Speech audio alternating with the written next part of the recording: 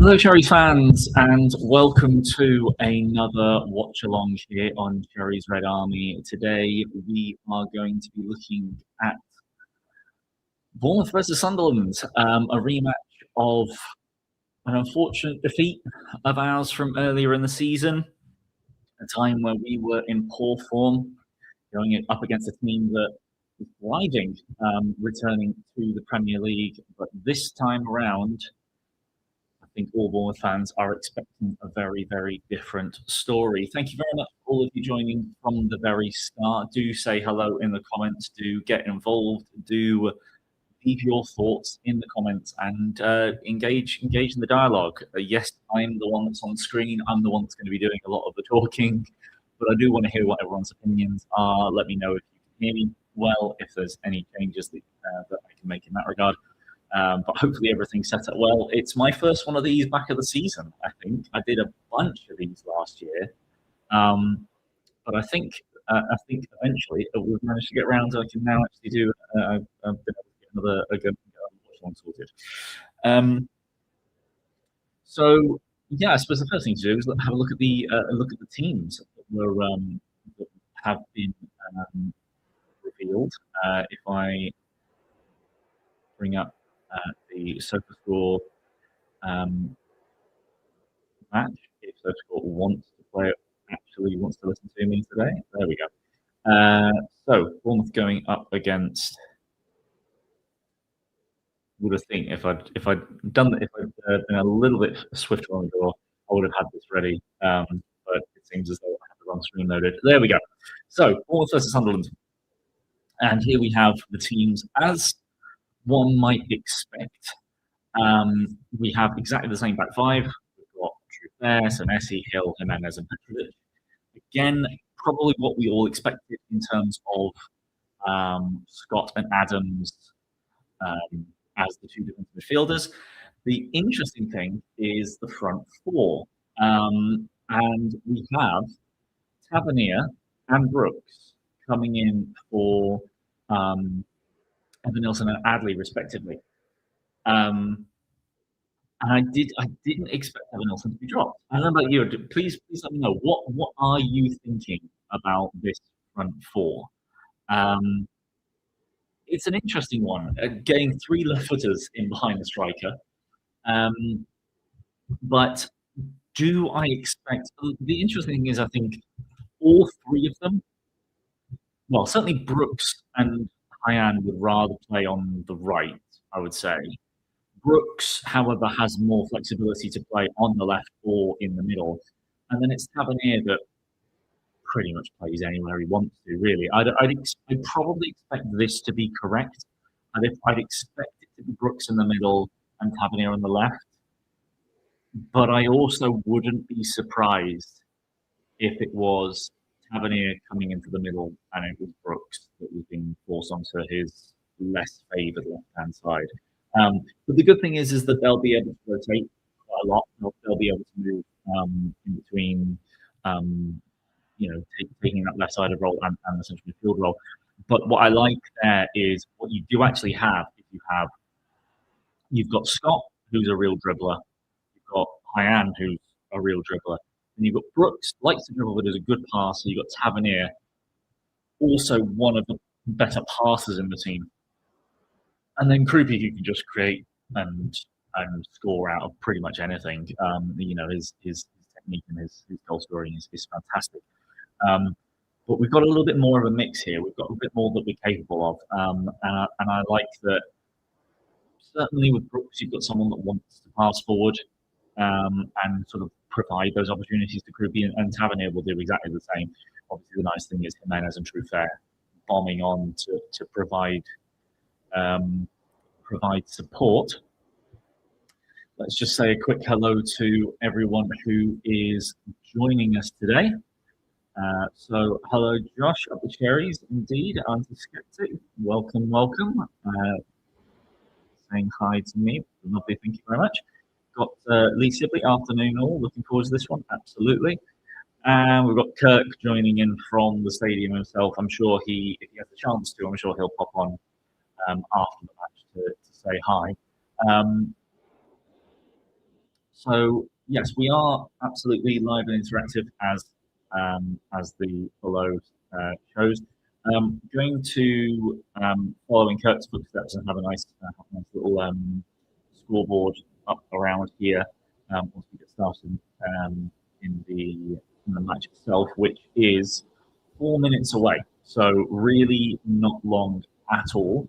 Um, I'm going to just swap around my stream setup ever so slightly. Realize this is the thing, when you're out of practice, there are so many little things that you're like, I forgot about this, or I prefer things this way around.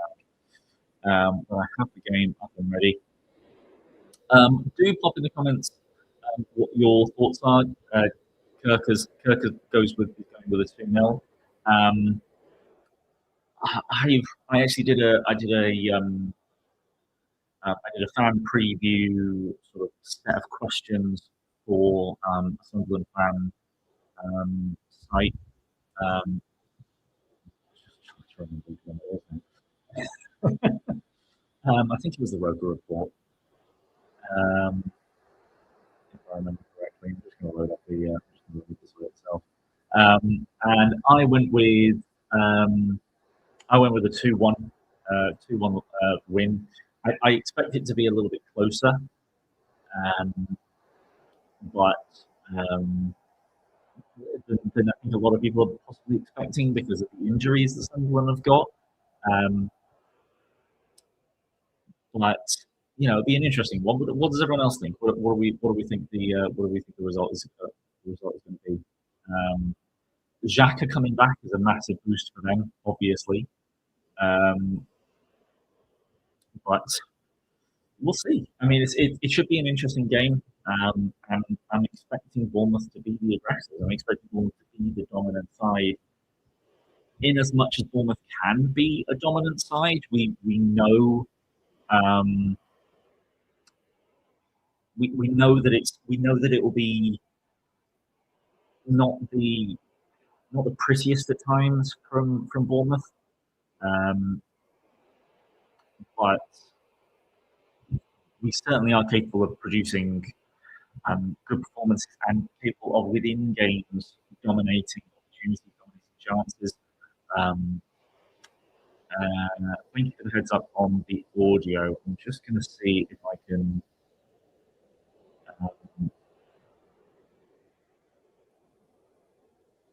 Just trying to head to the YouTube if I can find out if I can hear any issues.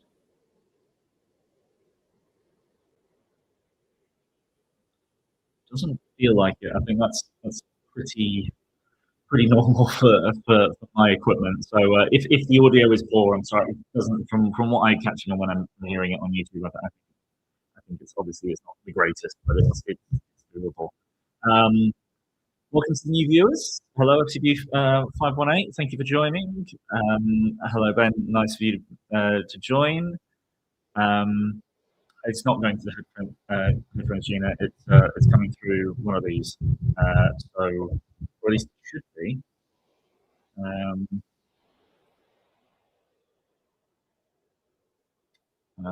Might default. Yeah, it's going through the. Yeah, I hope you can tapping on there. It's definitely going through that. Then if we can get an early, if we can get an early goal, I'm assuming force them out of their own half, I'll be happy. I think we'll struggle if they step back though. Yeah, yeah, it's the case in any time of Bournemouth play. We definitely have problems if they just sit back. But what I would at least hope is that with Brooksy in, with Tavernier in, we at least have a couple of players in the team that are actually capable of playing through a deep block. We generally struggle with deep blocks because our teams are so full of dribblers. We're so full of players that want to take on a man. But when an opposition sets up in a low block, you beat your first man and you run straight into the second person. So we need someone that's going to actually provide that. Right. The game is just about to kick off. Let me try and get scoreboard up. And we have started.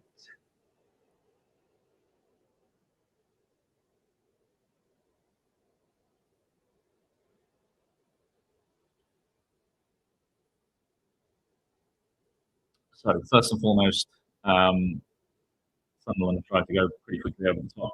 Let me just add a couple of seconds on that so I'm in time where we are. Perfect. Lovely. Oh, wrong setup. There we go. Yeah, I'm sorry if you can't. It's one of those things I'll come back to. Unfortunately, this is my first stream back for some time. So if the setup isn't great, I'd just ask you to turn up the volume if you can. If I'm already at max volume, then on whatever your setup is, then I'm sorry about that. Ben, not to have just a compression aspects for them. Right. Okay. Well, there you go. That will be to do with my connection then in some way. Probably got the fact that I'm streaming the game alongside probably doesn't help. Got I put Hill into Letty Mathel, hoping for 3-0 win. Hill assist, what's an goal? Yep, I mean, that'd be great for you. I've got Hill in my FPL, certainly. Ben, here's hoping you get those points. Yep. And come on, you Reds. Absolutely. So, a minute and a half, not a lot has happened. Petrovic has just whacked it long, and it's cleared straight back with a big header by Sunderland. It goes straight back to Petrovic.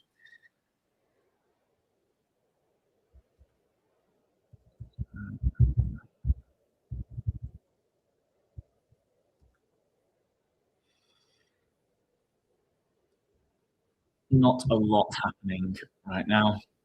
Sunderland have a throw in on the right hand side, on their right hand side.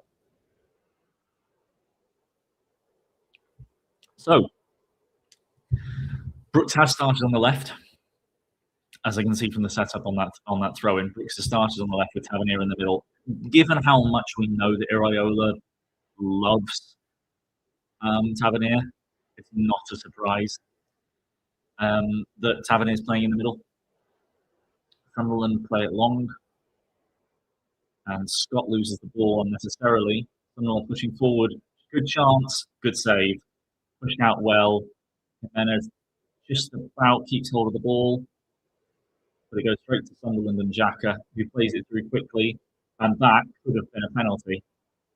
Jimenez bundles straight into the back of the defender. That could be looked at again. Really, really poor initially from Bournemouth. Scott losing the ball unnecessarily. Jimenez doesn't necessarily need to go for the man over the ball, and Scott gives the ball away again. Scott concedes a free kick again. I mean, Lefay is barged off the ball here, and it's in his back. I mean, if that's in the middle of the pitch, the referee gives a foul. If that's in the middle of the pitch, the referee doesn't even hesitate to give a foul there. I would not be surprised. I wouldn't be surprised that on another day that gets given as a penalty. But really, really silly early on. Scott losing the ball unnecessarily, and then a series of play that Bournemouth should have suffered from. Sunderland should have scored. Sunderland had a good opportunity. They should have scored there. But it seems as though Farah's said no, which very lucky.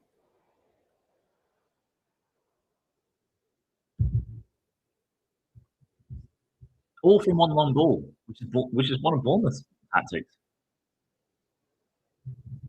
Free kick from for about 5-10 yards inside the Bournemouth half.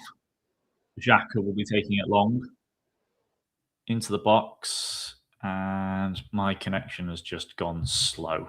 Great.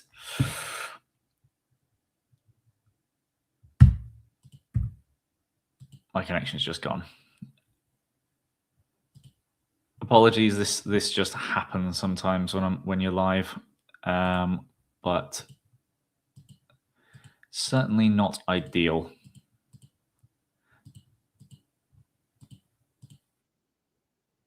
Right, there we go. I'm back.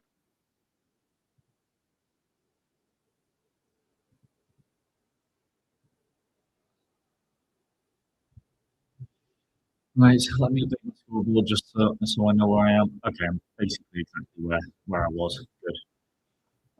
Sunderland have a throw in on the left hand side. Well, Sunderland so far. I missed the result of that free kick, but thankfully no goal.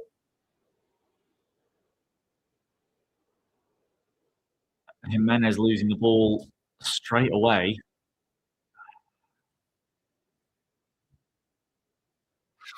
Not the best start. I have to say, not the best start. And this is not what we've come to expect from Bournemouth. Really, I mean, we can struggle at times from the first kick. It can take us a little bit to get going, but under Areola, Bournemouth typically are pretty good at just launching themselves out of the block, applying pressure early, and making it difficult for our opposition. But that's what exactly Sunderland have done to us. Jimenez there doing well to win the ball, but then loses it again. Unfortunately, that's the story of the start of his and Scott's half. Scott again being too enthusiastic, coming at the ball from the wrong side and giving away a free kick. And this one is in a much better position.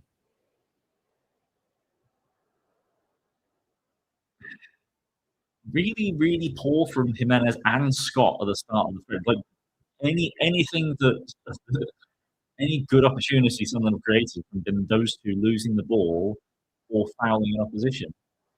And I still think that's a penalty. Um, um, yeah, I don't see how that can't be given as a penalty. It's just a blatant shove in the back, and it's not. He's made no attempt to get the ball. If you clash shoulder to shoulder, no issue at all. As soon as you barge in the back, everyone knows that's a free kick. And the halfway line, the referee wouldn't have thought twice about giving that. So, Bournemouth at the moment, very lucky not to be 1-0 down. Having said that, free kick now, Enzo Lefebvre over the ball, puts it into the box, and despite the fact that it was absolutely going out, I don't think Scott got an early enough call, and he heads the ball over for a corner when there was no pressure next to him. He's doing his job, but he needed the goalkeeper Petrovic to really give him a good shout to leave that because he did not have to head that. And Petrovic then punches him in the face. In the replay, he catches him across the jaw. Flipping heck. An uncomfortable start, to say the least. Jack with a corner from their right hand side, and it goes straight out of play for a goal kick.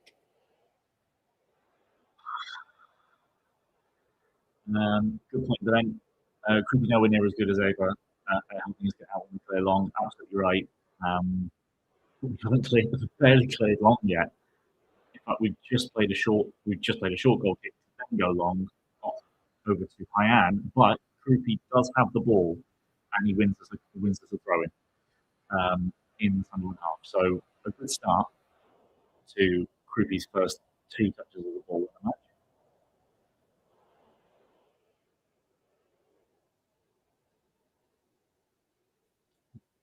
And now we have kept hold of the ball from that throw in, and Senesi's just completely messed that up. Maybe his first forward pass, and he's kicked it nowhere near Tavernier and straight at a Sunderland player. Really, really poor start from like three players in particular in terms of just get some basics right. But we win the ball back. We win the ball back for a throw in quickly, which is good.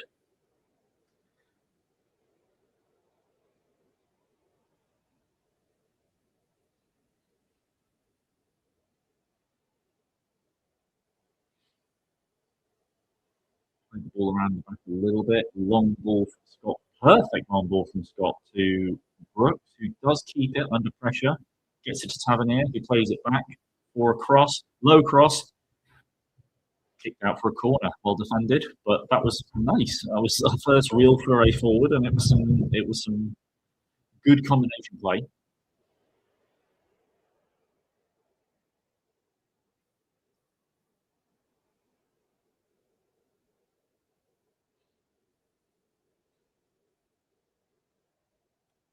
just hitting 10 minutes and a half.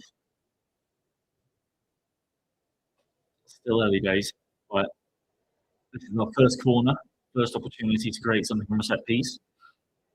We neglected the long throw in earlier.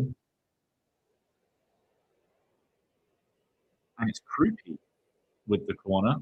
Sends it back to Scott, who gives it to Brooks, who gives it back to, or at least was trying to. Oh my word, Brooks! I mean, that's so frustrating. Clearly, something's meant to be manufactured there. That was Krupi due to take the corner. It took me a second to realise who it was. So Scott to Brooks. Brooks then seemingly is waiting for Krupi to pull the defender away to give it back to Scott, and his first time pass overcooks it, spin on it to get away from Scott, and it goes straight out for a throw-in. And that was really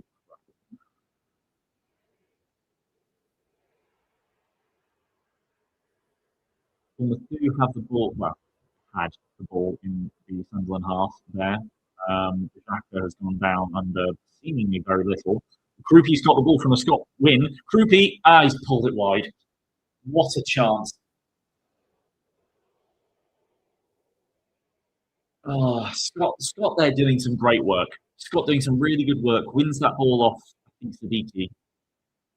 And then Krupi sets himself twice and just hooks it, just completely misjudges. Just in that moment, a stat pops up on the screen that I'm watching saying that how effective he is from shots. So yeah, that was not his best. That was really, really poor.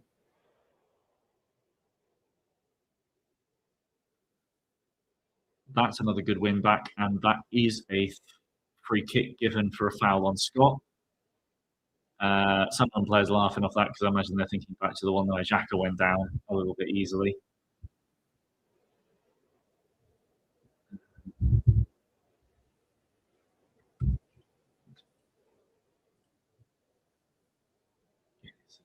Siddiqui Diarra, but it was Siddiqui in that instance that fouled Scott. Now we get another attempt at a set piece. Played quickly by Trufair to Brooks on the left-hand side. Now Brooks is kind of stuck with it. He plays it back to Scott, over to Trufair. He's one-on-one, goes backwards, goes to Scott again. He'll play it across to Jimenez, and now it's basically open play. The set-piece opportunity's gone. But Hyan on the ball for his first chance taking his man, beats him comfortably, plays it inside nicely. Tavernier plays it back to Adams with the cross, but it's a bit weak. Goes to Trufair, almost shoots, doesn't quite. Now it's back to Scott. Plays it wide to Adams on the right, playing it right back at the moment, but Jimenez has just swapped over with him. And now Tavernier in the middle in self possession to Scott. Agree, Ben. Press is great when we've been able to get it going. I do think the interesting thing for Bournemouth recently, for me, is that the press hasn't been as intense generally this season as it was last season. Trufair goes down a little bit easily there and is fouled. Messi wins the ball back, and then Sunderland play it to Brooks, who wins it and gives it to Hill. I've been finding that for me, the press hasn't been quite as intense generally during matches as it was last season. I think our PPDA stats have fallen just slightly. I think there's definitely a lesson that Iraola has tried to learn about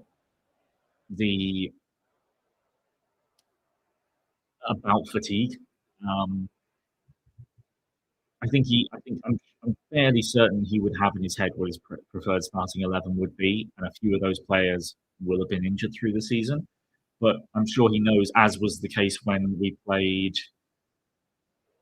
Was it West Ham? West Ham? They made a few changes. Or was it Everton? Everton was a midweek game. Everton made a few changes. Tort came in. Didn't necessarily decide that just because I want the same 11 or I want my strongest 11 doesn't mean I know I can't rotate a little bit. Whereas last season, But this time of the year, he had no opportunity to make those changes because everyone was injured. Well, we were coming back to the point where people were starting to get sick. But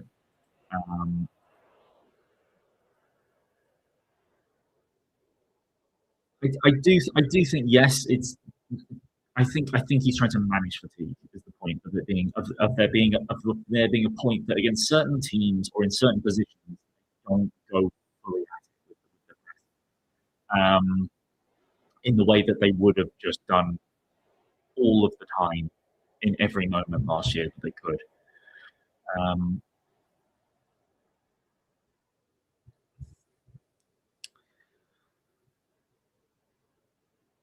over 15 minutes gone. Just the one shot so far from Bournemouth, that pulled effort from Krupi, and in terms of Sunderland's chances, one shot that was saved by um, Petrovic from, I want to say Siddiqui, um, and um, and then the penalty incident where Enzo Lopez was barged over by Jimenez.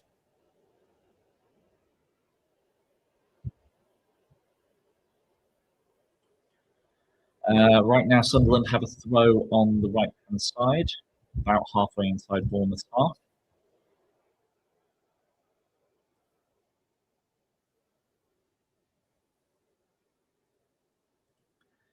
Cleared by Bournemouth.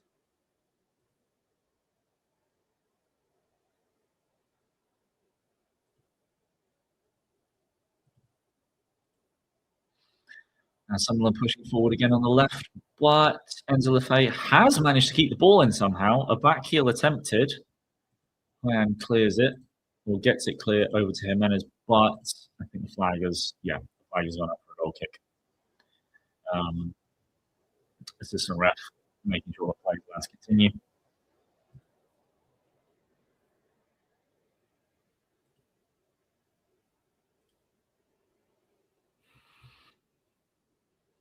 But Sunderland have it again. I look away for a bit, and suddenly, what should have been a goal kick, from what I thought was a goal kick, Sunderland have the ball in our third. Lovely ball played forward, crossing opportunity. He shoots, and it's a goal. Ball from Petrovic, and Sunderland have scored. I mean, I'll have to see back. I think Petrovic should be better there in first instance, but Mayenda has scored. It was a shot from Diarra on the right hand side. Petrovic spills it and it goes straight to the defender, straight to the striker. Sunderland 1-0, less than 20 minutes gone. And I don't know how Sunderland have the ball in that position in the first place, given that we had a goal kick. Or at least I thought we did. Senesi's caught miles out of position. And then I just think Ballard's not got any pressure on him. Diarra is able to turn, and Petrovic spills it right into the path. Yeah, that's. I don't understand goalkeeper technique nowadays. I don't understand goalkeeper technique because he's you can see his art. He's trying to flick that. He's trying to do something special to it. Try to make some kind of impact on it. That whatever he's planned to do, he's messed it up. And there's no need to do anything overly special. If you can try and keep it as close to you as possible, you get a chance to jump on it the second time. He is at stretch, but I don't know. The real issue with that is in the looking at it again, Senesi's miles out of position, and I don't know why. I really need to see that like 15 seconds leading up to that goal because Senesi should be further over.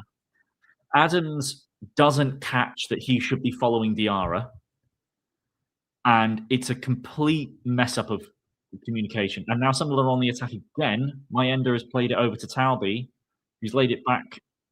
It's gone back to Talby, and Trufair's closing him down, and it's a poor cross. Oh, such a poor start from Bournemouth.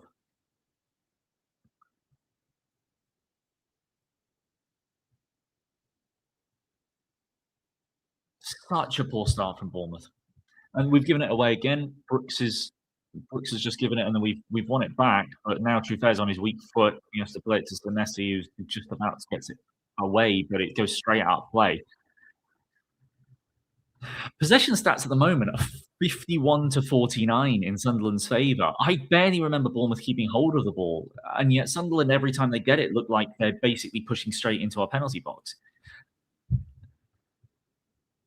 I expected more from Brooks and Tavernier in keeping hold of the ball. As a friend of mine who replied to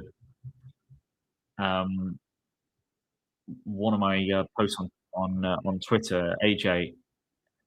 Oh God, my end is almost in again. Terrible cross.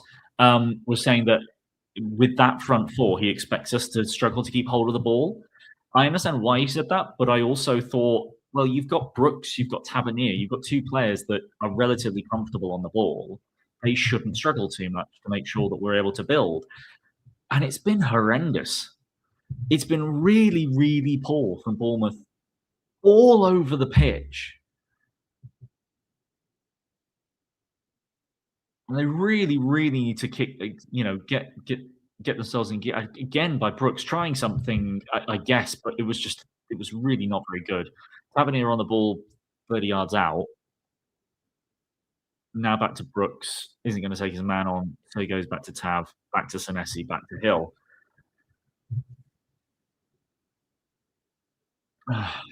Well, Hyan's got in the game once as well. Like this is something we're definitely not doing, is we're not getting some of our best players involved in the game early enough.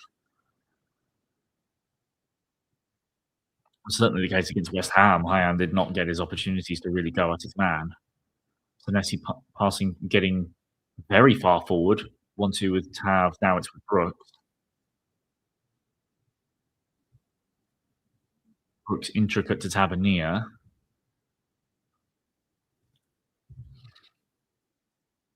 And now it's Senesi again.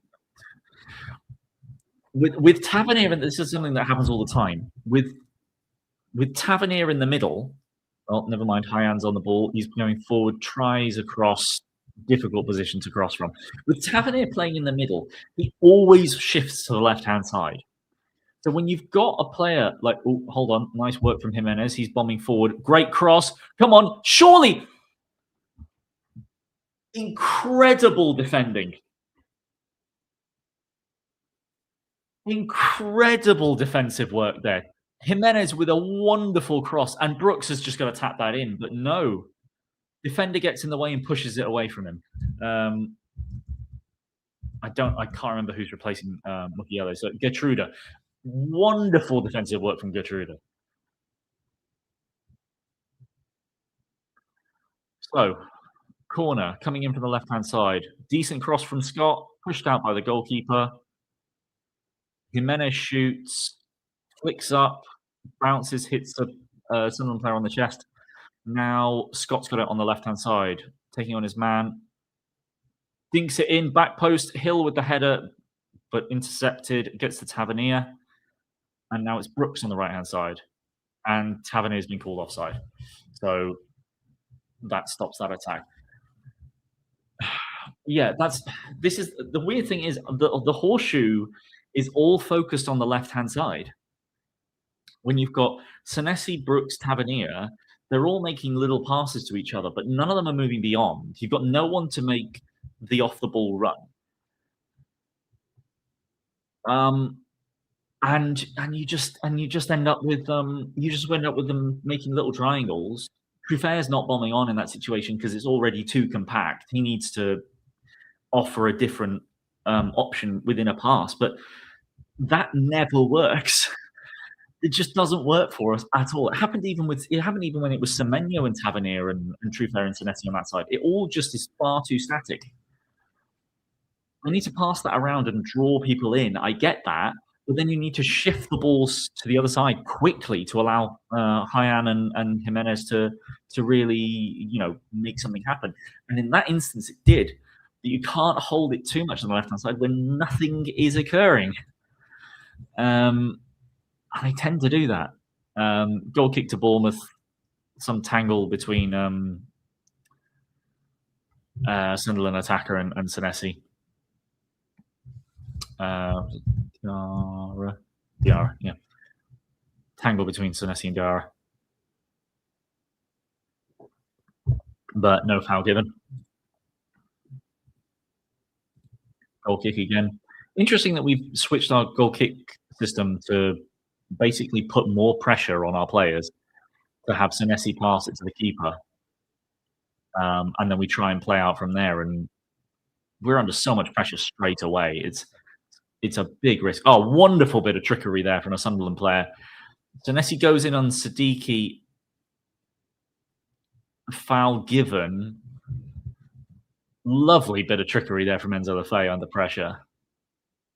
And yeah, that's a foul. It goes through the back of him. Jordan Poole, yeah, definitely poor start so far. Thank you, appreciate that. And agree, Ben, not a huge amount of pace to come off the bench. But there's not. Doesn't feel like there's a huge amount of it in the squad at the moment, to be honest. Free kick in, goes straight to Petrovic. Yeah, he is Jordan. I mean, we were linked with him for a fair bit. That was the funny thing. We were linked for him for a while when he was at Lorient, but he was on loan at Lorient, if I remember correctly. And I think it basically just like he wasn't interested. And then half a season later, he was being bought by Sunderland, which, as much as Sunderland are a big team, was a step down from where he was. Obviously now, as things currently stand, Sunderland are above us. Oh, this is a nice opportunity. Oh, come on, please. Brilliant save from Roofs twice. I think. We're still on the attack. Hyan on the right-hand side, trying to take on Lefebvre. Gets it to Jimenez. Jimenez to Tavernier, who plays it back to Jimenez. He needs to start taking the ball on his back foot and turning Tavernier. Senesi with the pink ball over the top. No one near him. No one near where the ball is going, and we get a corner. So no communication there. Alex Scott ends up getting saved point blank from Roofs. Tavernier with the shot, which is spilled badly, and then Scott just messes up the shot. No, I think he's trying to poke it past him to the right-hand side. I think he was trying to poke it past the bridge. He needed to lift it. It's just wrong technique. Brooks, set place to the back. Jimenez shoots into a body of players. Unfortunately, nice idea, but just straight into a body of straight into a huge amount of people. I think the idea there would have been to try and get players to split the center, but it did not work. I think we were going to loan him back to Lorient for years. So I thought he was already on loan at Lorient. Or am I thinking of no? Or am I thinking of Favre? One of the two of them was only on loan at Lorient. I thought it was Enzo.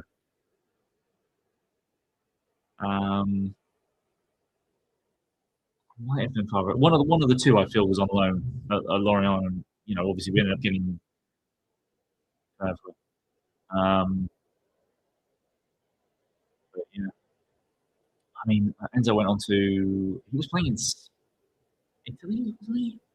When he went to, he was not having a great deal of times in I think he was in Italy when Sunderland bought him, but I'm gonna have to work that out then.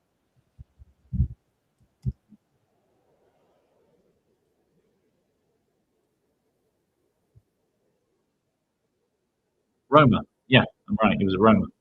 He only made 6 appearances for that half of the season.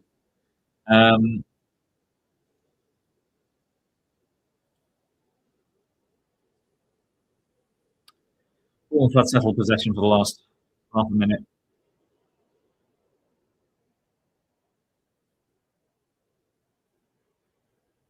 Pushed forward. Scott on the edge of the box takes a shot. Krupi's gone down off the ball. That would be a spit in the face of Sunderland if something like that ends up with a penalty while when they didn't get one. No, nothing in that for me. Although he is staying down.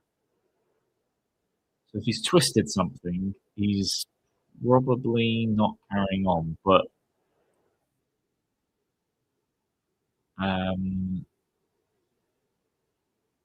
no, he's up. Yeah, that'll be fine.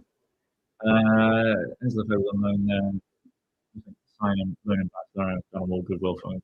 Yeah, I mean, I get that. It's just that you have to then agree the deal with the original team that loaned him to L'Orient and then buy him from there and then loan him back. Yeah.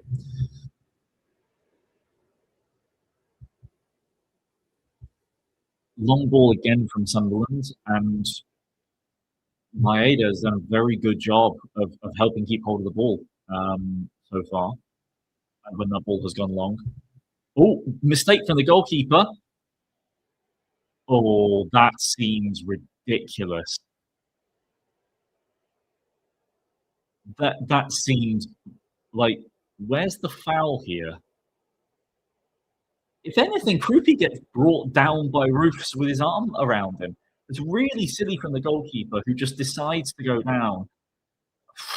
Nah, that's an outrageous call from the referee. He's just protected the goalkeeper because he's a goalkeeper. I mean, that's a horrendous call. Poor ball forward by Sunderland, but they managed to win it. Oh, great work there by True Fair. But yes, he does play the pass before he's tackled. Tavernier gives it to Brooks, but he gives it on his back foot.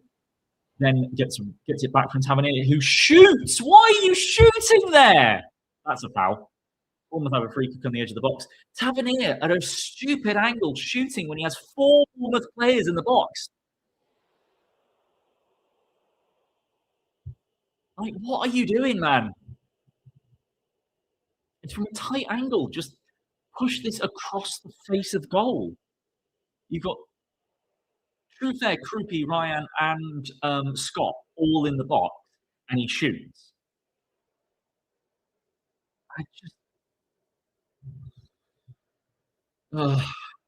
So silly. But Bournemouth have a free kick, and Siddiqui was given a yellow card for that foul on Adams. Good bit of play from Adams there. I think the yellow card's a little bit harsh for what that was. Tavernier and Scott over the ball, but surely this is Tavernier. I don't remember Scott having a good free kick on him, at least not at the moment. He does take corners typically. He does typically take in swinging corners, but I've not seen him take a good free kick yet, I don't think. Yeah, hoping that will make me eat my words. It should from this position because it's a bit to the left. It favours Scott, the right footer, but I'd expect Tavernier to pull rank it and say, "I want this." But we'll wait and see. Either way, looks like it'd be Tavernier who does shoot, and it's a good save on target.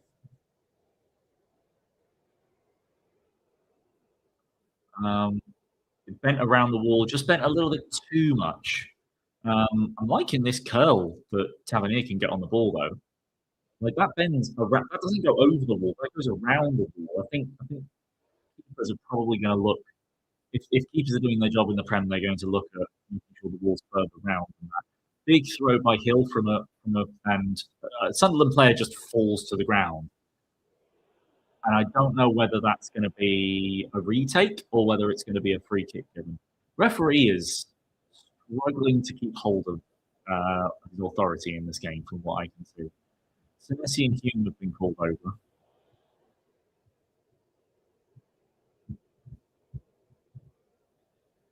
Hume's getting a good talking to, and now Senesi is.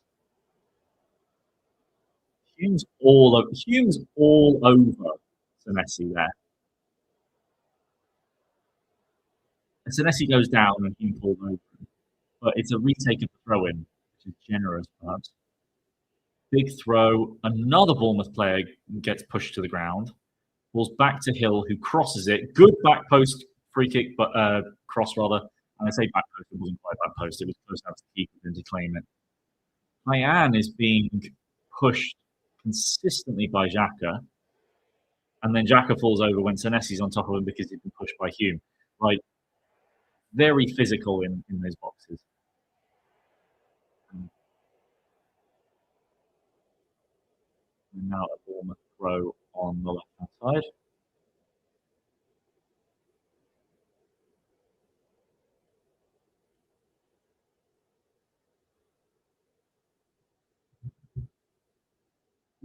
Nearly 36 minutes gone. Oh, hold on a minute. My numbers are a little bit behind. Push this forward a bit.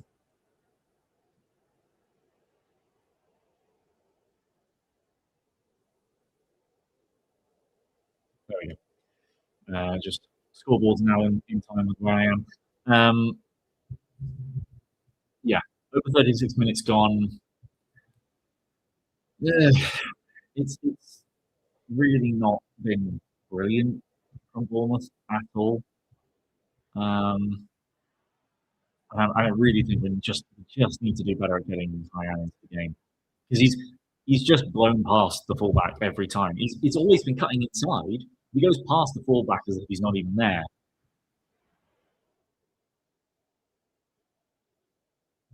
Attempted ball forward from Scott. Lost that one. Nice touch from Hyan and gets it back to Senesi. Nice and easy in that situation, which is what I like to see. True Fair playing it forward to Tavernier, who buys a free kick.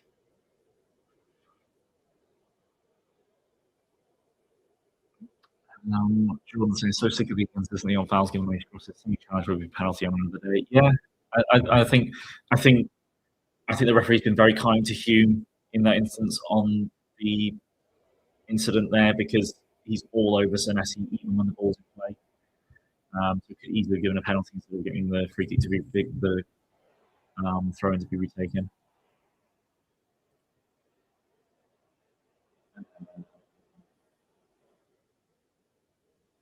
Free kick by Brooks comes to nothing.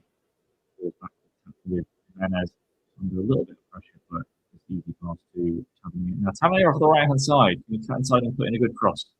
Well, it goes to Hyan first. He gets to take on his man, goes around the outside, and doesn't quite keep the ball in, I don't think. Yeah, he just doesn't quite keep the ball in. But again, like every time he's up against Hume, he's destroying him. So we just need to get him one-on-one with Hume more often. Yeah, I think it should really go that side. So I come back to Ben's point. No attacking players in the box, set pieces going forward. That's just a mess. Yeah, I mean, I get the point of that.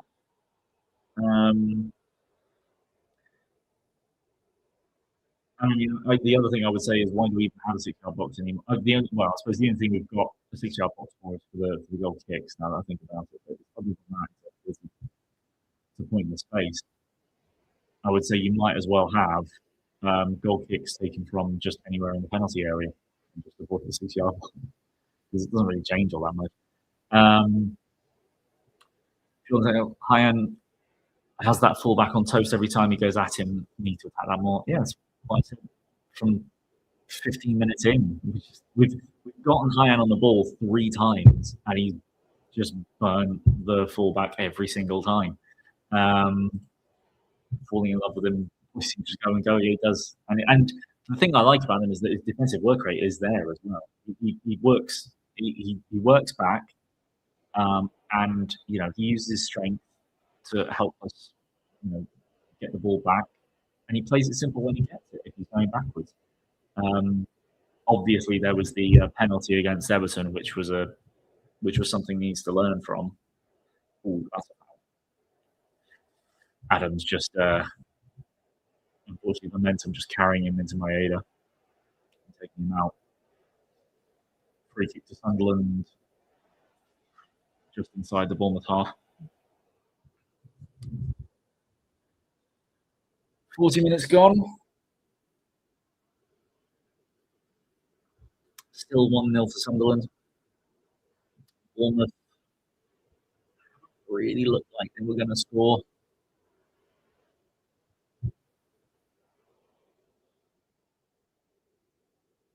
For those of you who don't know, that Sunderland are on a...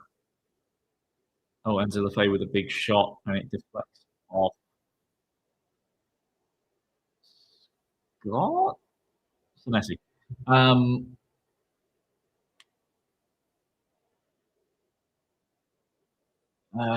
Yeah, Sunderland are on, like, I don't know, a decently long run of... no, they've lost 4 in the last 6, winning the other 2. And they're on an 11-game run without a win away from home. They have the 17th best away record in the league, and Bournemouth have only lost 2 games at home this season. I think that's correct. So Bournemouth should be doing far better than this, going on form records. Sunderland corner has led to a bit of back and forth, and Bournemouth almost had a counter-attack opportunity, but Adams has managed to lose the ball through just some poor control there, and again, just not really an insistence of pushing forward when we really should be trying to get at them. Having it hand holding with Xhaka. Should get his number after the game rather than do that during the match. Ben says, weird game so far. They don't really deserve to be ahead, but equally we don't deserve to not be losing. That's some wonderful football speak. I love that, because it just doesn't make any sense, does it? But yet we all know what you mean. I would say that Bournemouth definitely don't deserve to. I would agree that Bournemouth definitely don't deserve to be ahead. But I would say that Sunderland's start gave them a really good opportunity to really push forward and get that goal. The thing is they should have scored from a different situation. It's just one of those things. And it was, again, I'm hoping that in the halftime that I'll get a longer, because I missed the build up to their goal. But I need to see the 10 seconds leading up to their goal, because Senesi's out of position. And I looked away, and we had a goal kick. I looked back, and Sunderland basically in my box. So yeah, I just don't know what happened on that one, but it was not good from Bournemouth. Free kick, true fair, long one, hoiks it in. Back post, Hyan heads it back, but doesn't find a Bournemouth player, and it just settles into the keeper's hands. It's a good header back from Hyan, but there's not enough Bournemouth players that are this side of the right side of the goal to sort of catch on to that.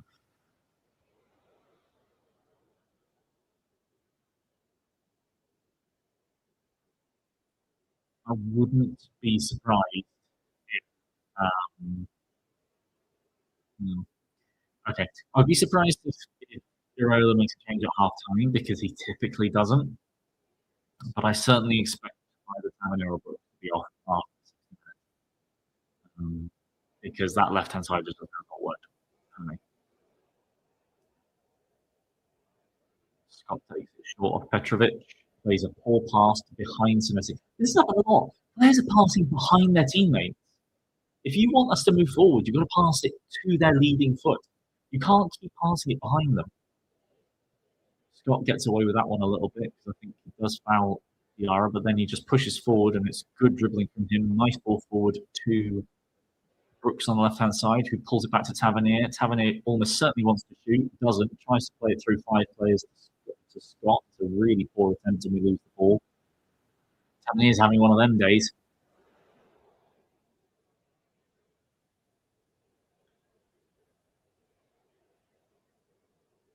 Jimenez falling down the right-hand side now, wants to shoot, but pass it to Hyan, takes it too far, who wins a corner off Hume.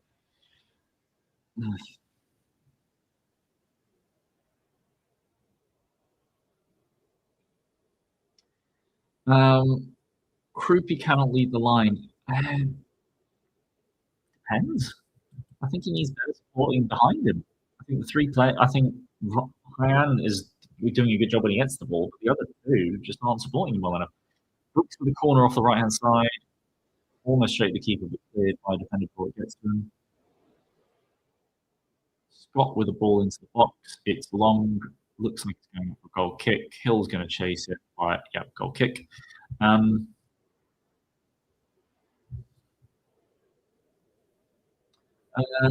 through their own corners. But I think more importantly is that if you have a choice between Tavernier and Trufair is more liable to be able to impact things in the box. Or to be honest, I'm pretty sure he'll stand further outside the box. I do get that. If Trufair was going to just be sat outside the box anyway, you might as well have him take corners and put Tavernier behind.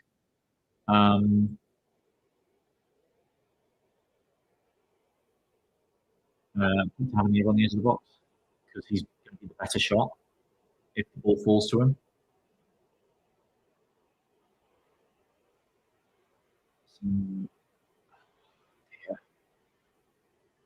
We're talking about players that can't lead the line. Brooks is really struggling to keep hold of the ball on the left hand side. He's really struggling to keep the ball. He's being dealt with by Boko Truder a lot better than Hume was dealing with Ryan. Speaking of Ryan, he's down the right hand side, gets the ball in. The shot wasn't really on for Krupi. The cross from Ryan was just a little bit too weak because he ran it too long. This is something that Hyan's going to need to improve on. This ball here from Jimenez to him on the right hand side is not the best, but that first touch is just far too strong. It just means this cross isn't good enough. And we have half time.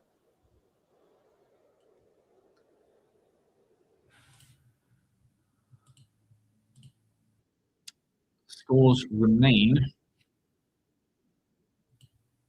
1-0. And yeah, it's not been a very good half at all in Bournemouth, unfortunately. Very, very frustrating. I am going to take a short break, just a couple of minutes, and then I will be back with some tunes in the meantime. But yeah, please do stick around for the second half, and we'll have a chat about what's been happening in the first half in the break. But I'll see you shortly.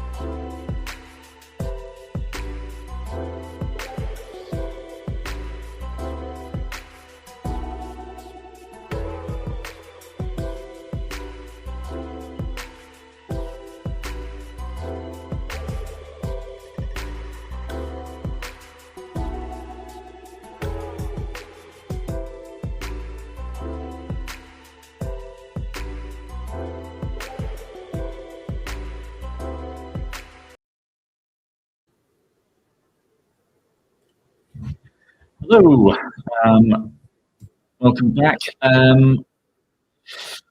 Yeah, sorry, I was away a little bit longer than I thought I would be. It's so right. Let's just have a look and see. If we got there.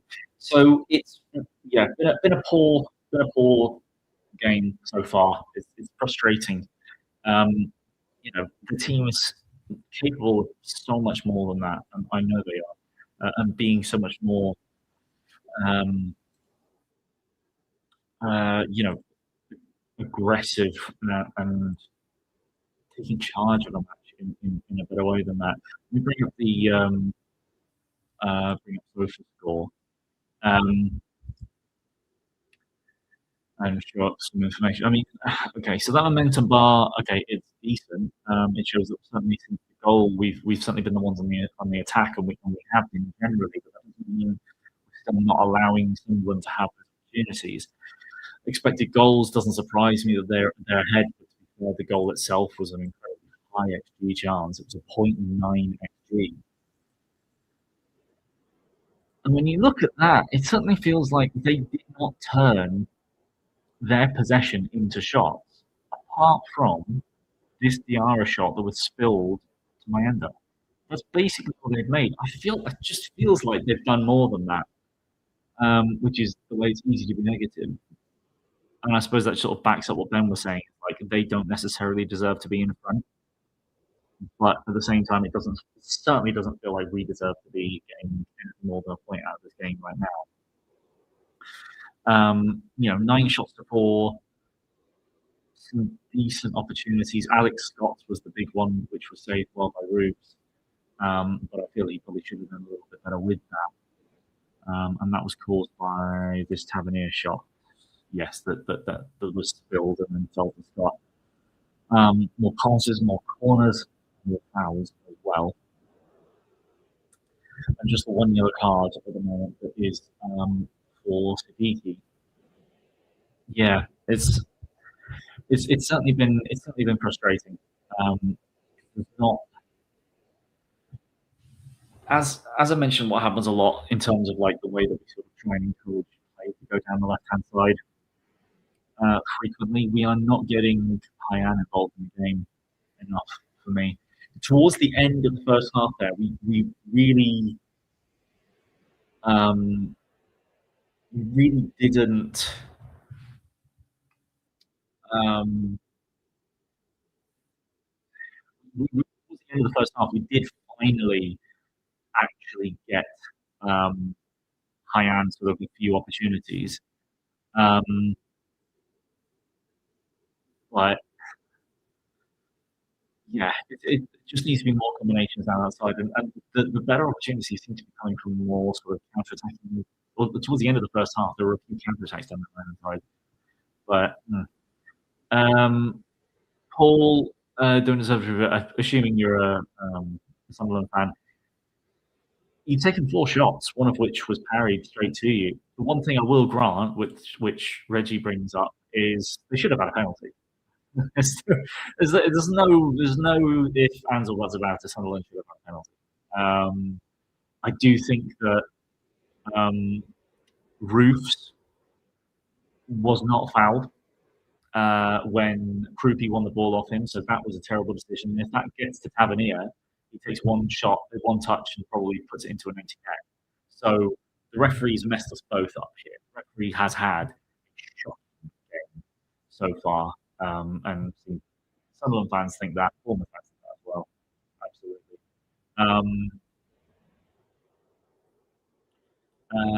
Ben does actually think do they have a shot? Then they had the shot. Then the penalty, when the shot goes in, the penalty never happens. What do you mean in terms of penalty? Because they didn't get a penalty.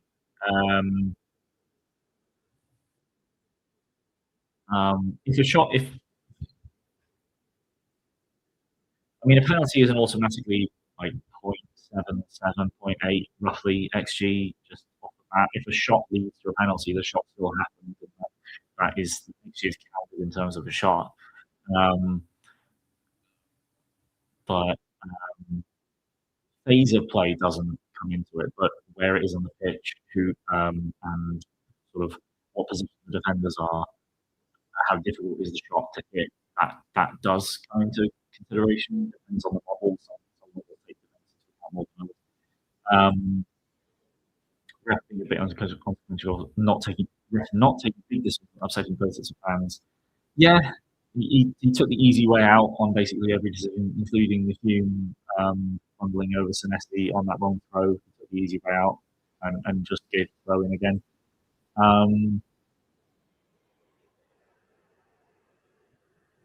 Yeah, I don't think either can necessarily go enough to it. So they should be right now. I agree with that, Ben. So if there's a scramble and there's 5 shots and things, each shot carries, yes. Yeah, each shot counts. It's like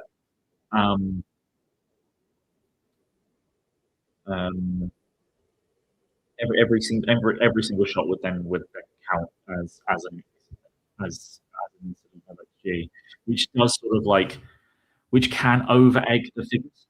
Into you're right if say a goal comes from or let's say no goal is scored, but there's an incident where 3 shots are taken from on the 6-yard line that all get blocked, and the ball bounces off a defender, falls to a striker, bounces off a defender, falls to a different striker. Those 3 shots could all accumulate to maybe one extra, but if no goal is scored, like the stats make that a series doesn't look at that as one opportunity, it looks at that as 3 shots and counts that together towards the total XG. So yeah, that's how things a little bit. Heck, even if a player takes a shot and it rebounds off a defender and it comes straight back to him and he shoots again, that will be 2 separate shots. And that will be 2 instances of the same XG. It just doubles that particular instance. Even though that's not really how we see things with our eyes.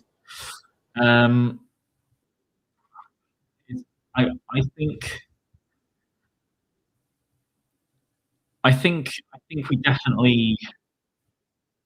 we definitely need to see a change for either Brooks or Tavernier. The thing is that Areola's not going to take Tavernier off.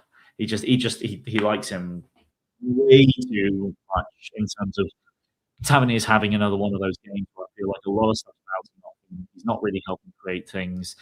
Very, very often he's dropping deeper from an attacking line. He's dropping deeper to play a bounce pass that doesn't make anything happen. He needs to start taking the ball on his back foot more.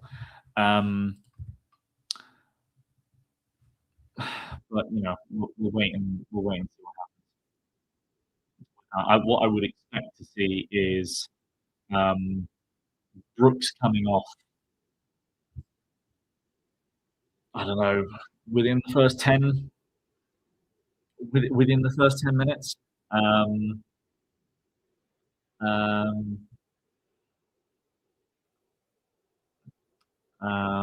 And you make a point, Evan not on the pitch warming up, so yeah, may well be Evan Nelson coming on. Tavernier is still on. Doesn't look like Brooks is.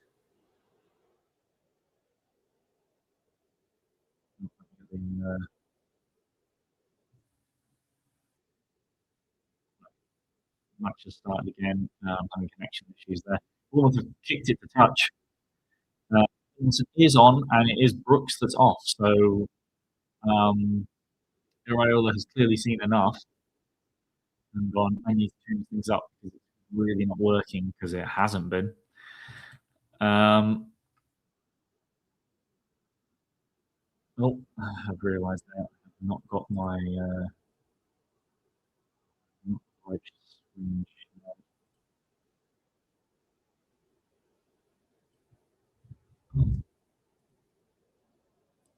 There we go.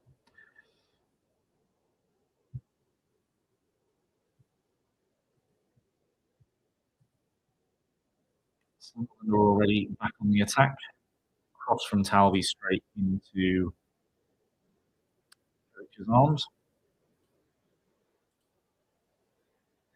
Apart from that swap of Evan Nelson for Brooks, I don't think there's been any other changes. Certainly doesn't look like it.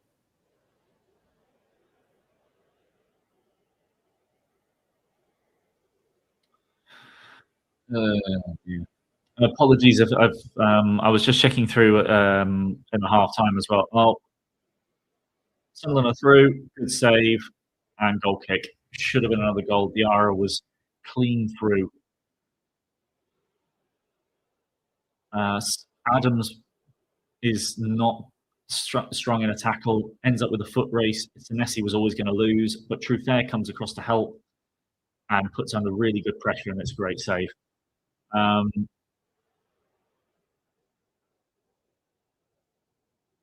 But yeah.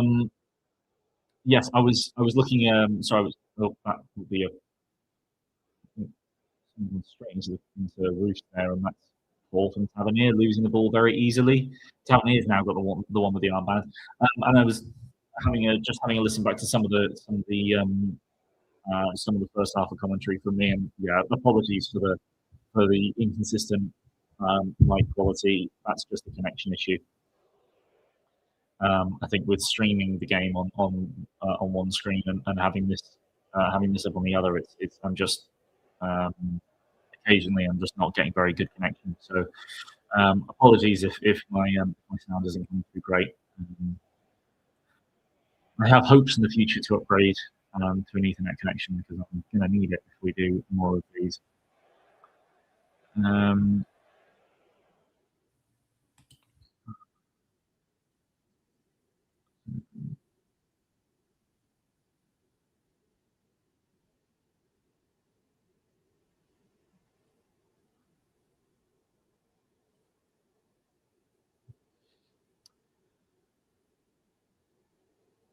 Evan Nilsson already showing his importance by winning a flick on. Then there, and as was pointed out earlier on, Krupi struggling to lead the line on his own. Evan Nilsson will keep hold of the ball better for us, and we'll need him to. Absolutely. Currently, with Jimenez on the right hand side, Ryan is in the box, so he doesn't have the support that he needs. Plays it back to Adams, who could have played across him first time, but no. Still with Scott Jimenez and Adams plays it round to Senesi, who tries a ball in the box. Krupi jumps for it, but Rose cleans really, really well.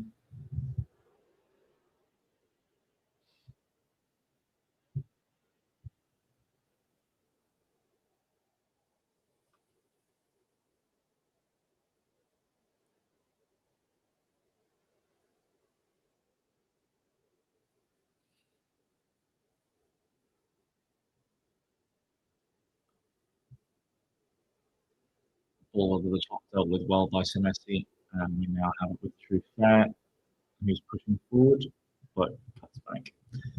Keep hold of the ball. Long ball forward by Messi down to Evan Nilsson down the line, who doesn't quite keep hold of the ball, but he does put pressure on to get a throw in right in the corner.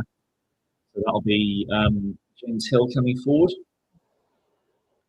This is certainly the chance the opportunity you'd expect for something like a James Hill assist. But we'll wait and see what happens.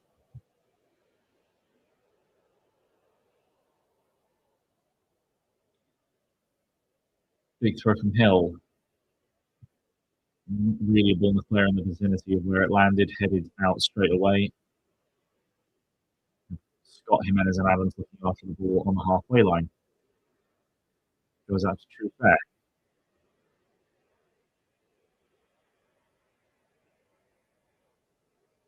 I do think Tavernier at left mid is going to be a little bit of an issue, possibly. I would prefer Adley coming in. But Jimenez with the ball across. Oh, my word. Jimenez and Tavernier actually does a really good job putting the ball back in. But there isn't a Bournemouth player around to make the most of it. And the ball goes out for a Sunderland throw.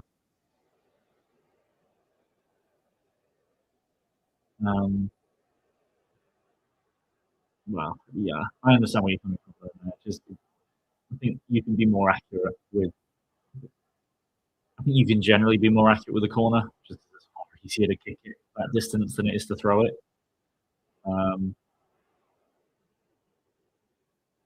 we have already had a throw from Hill that's gone straight into people's arms. He's getting a little lucky playing around a bit too much. Lovely nutmeg there from Tavernier, and then he's barged over by Siddiqui. But nothing given. Referee's making a ball signal there when the player didn't touch the ball. Didn't even get close to touching the ball. And this referee is having an absolute mare. I don't get it. Tavernier is having a long argument with him, just being like, "What are you doing? Like, what on earth did you see in that meant that you thought the opposition got the ball in that situation?" And Tony's got to be careful. He's going to talk himself into work. As he's the captain, he should be perfectly allowed to talk as much as he wants with the referee, really.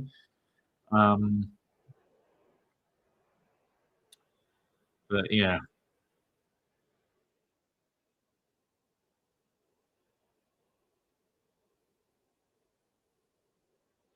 Krupi there giving the ball away a little bit too easily.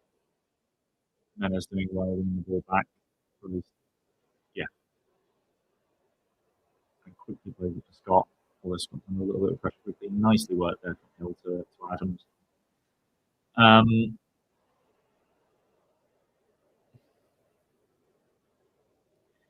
do think in the scheme of our season, this is just such a huge game for us to get not only get a draw, but get a point, but get a win from. Because if we have any desire to push for Europe, these next two home games are must-wins.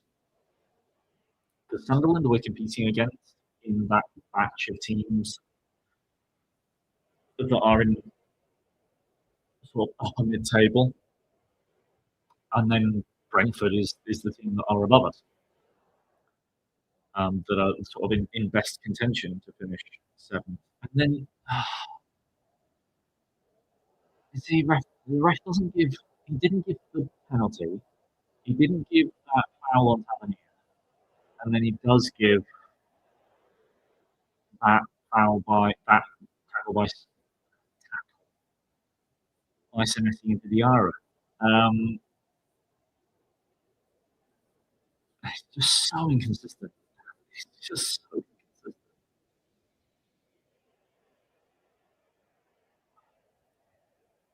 I do think in this game I've seen sort of more than a lot of others the sort of like the kind of weakness of having Adams as a player in a team that want to pass the ball a fair bit, because he's getting intercepted or just not playing positively enough for me. But that's been the case every time that he's played. Is that it's very much sort of like I'll get the ball and then I give it to the guy that can do something with it. The problem is that person is often Messi, who's behind him, and I want that ball to be to Tavernier, Ruby, even to Scott more frequently. But he's nigh on invaluable in terms of winning the ball. He just when he wins the ball, he needs to make sure he doesn't lose it straight away, and he's done that a few times this match. Speaking of a player that's not controlled the ball brilliantly, there was Krupi losing that one.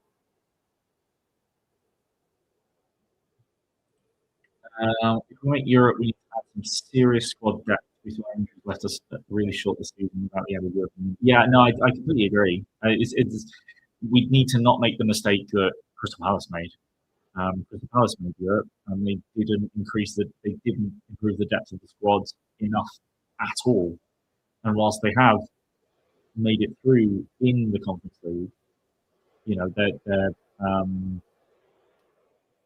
league form is absolutely suffered for it. How Bournemouth playing? Not brilliantly. It's been one of the poorer games this season. I don't think Sunderland have played at their best either, but they've certainly played. They've been on the ball. They've been better than us for the most part, but they also haven't created like a huge amount of chances. They've looked like they might make some good chances, and they just haven't. Apart from one, which was just from a shot that was a decent one, but parried straight into the path of the striker for an open net. Whereas Bournemouth have made a few chances, but they've all been relatively minor. Bournemouth have struggled to keep hold of the ball in good positions.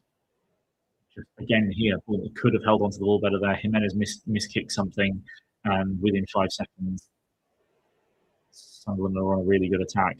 Although that ball's gone straight out of play. Very poor pass from 1-2 by Diarra with Talby.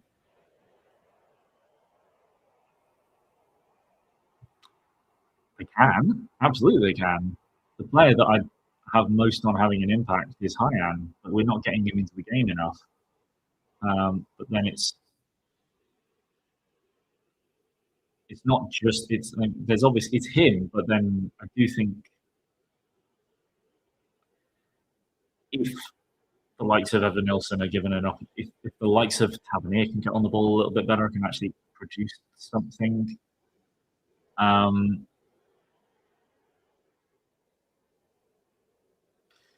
Hold on, before I carry more about this. Adams has gone into Xhaka from a little bit of a push from Diarra. He's been quite silly there. Because Adams has been pressured by the attacking midfielder, and there was a push of some description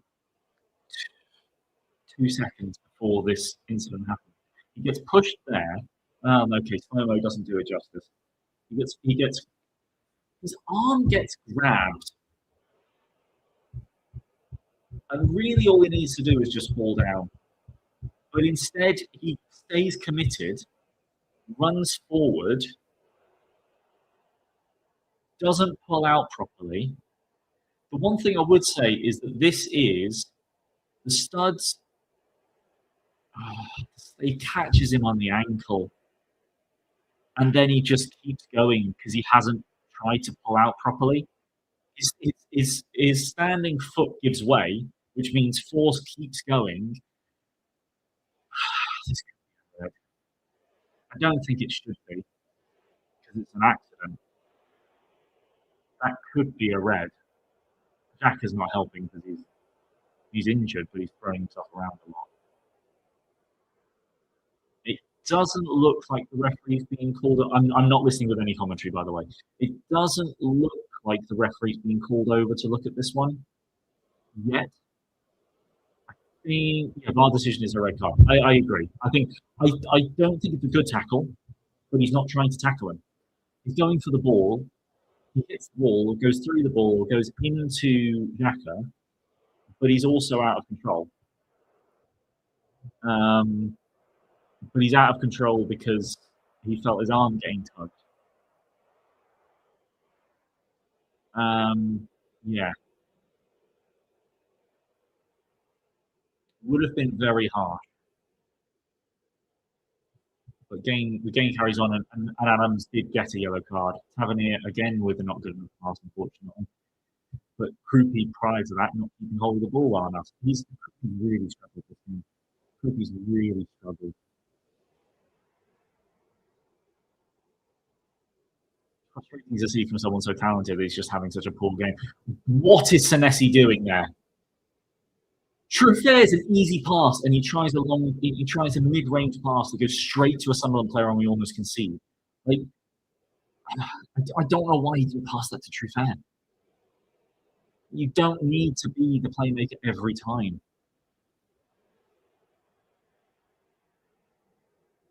All right, Krupi and Tab keeping hold of the ball there well. Scott pushing forward. Truffert with a cross in, kind of behind Ava. Yeah, that wasn't a position to cross the ball. Good foul there from Truffert, prevents the counter attack. Wasn't a position to cross. Like, you had Tavernier and Krupi looking for the ball short. Scott should have played it then. I cannot see Bournemouth scoring at the moment, to be honest. And that's Adams coming off for Christie now. However, Christie coming on can change things. The one thing I've been most impressed about Christie since he's come back from injury is the fact that he really does make things happen.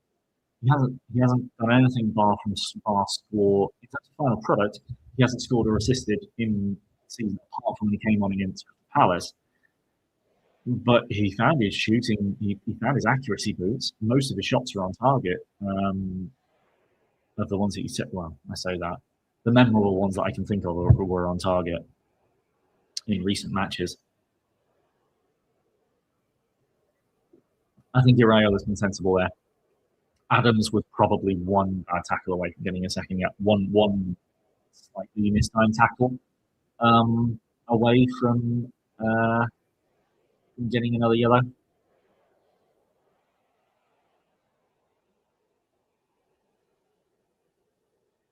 Daniel saying take the defensive responsibility out of hand. Bournemouth aren't a good enough side to have a luxury player like that. Just can't. Like, football, particularly in the Premier League, just doesn't work. It just doesn't work like that anymore. One ball forward, hit straight back to us by Sunderland. Oh, Christie winning the ball back nicely, but immediately fouled. Corner free kick taken too quickly to Tavernier, who crosses the ball in. Lovely cross, and that is a goal from Evan Nilsson. Lovely cross from Tab. I did feel like Evan Nilsson just had just was likely to possibly produce something. I say that with so much the idea of hindsight, but when I was asked, who if Bournemouth could get a goal back, I said go through Hyan, and then I was like, actually, I think Evan could do something, and then I said Tavernier instead. And to be fair, it was Tavernier that produced the cross. Played, lovely quick free kick from Christie. Tavernier with a lot of space. Gertrude needs to close him down more. Evan Nilsson comfortably on side. Gorgeous cross. I think that's an own goal. Is it? No, it's off his shoulder. No, it's off his shoulder. Yeah, off his shoulder. Hey, we take it. We will take it. Absolutely.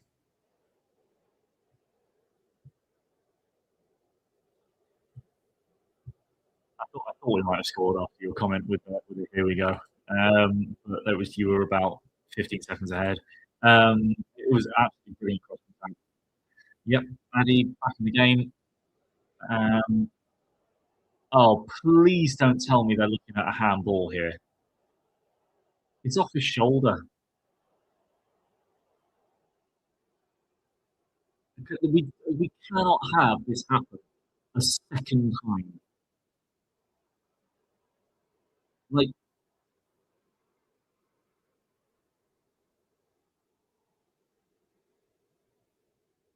I think he had.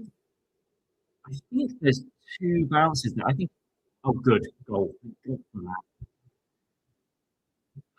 I mean, if it hits him anywhere, it hits him about here.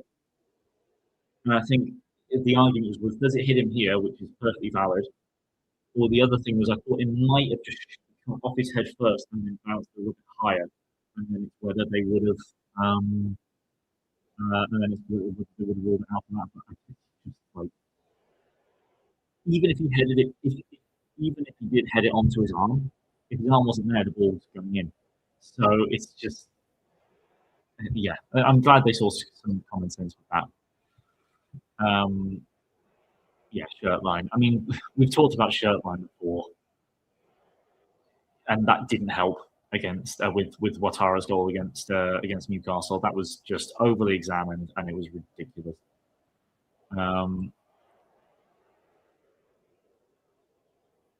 Yeah, celebration for a goal. Good stuff, Daniel. His hand on defender's shoulder was the call. Well, I mean, it meant that the goal stands, whatever the call was, and I think it was a sensible call. I think it would have been ridiculous to rule that out. Hoof long from Sunderland, and Petrovic punches. Again, the guy just does not want to catch.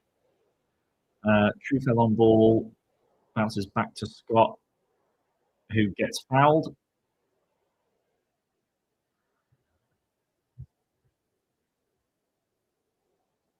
Yeah, exactly. It doesn't really matter. It matters if it gets ruled out, but yeah, it's a goal. It's good. It's good to see.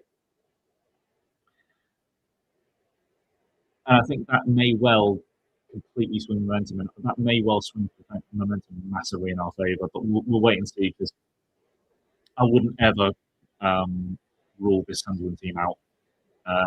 They've absolutely got it in them to just spoil the show for us and get another goal. However, reverse fixture, we were 2-0 down, and we went on to lose 3-2. This game, it could well be the reverse. We were 1-0 down, and we come back to win. We still have a quarter of the match to go, so there's plenty of time.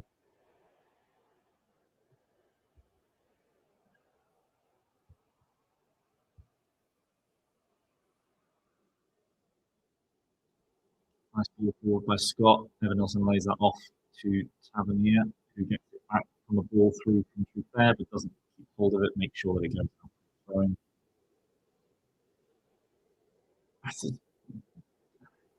I'm not sure who it is. Maybe Gertruder is, or that's a shame. A couple of Sunderland players have been claiming foul throws against us. Sunderland are making a change,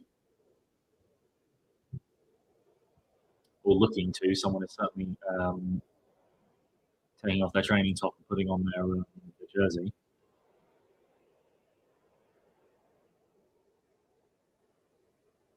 Hill with another big header one, but it goes forward to a Sunderland player.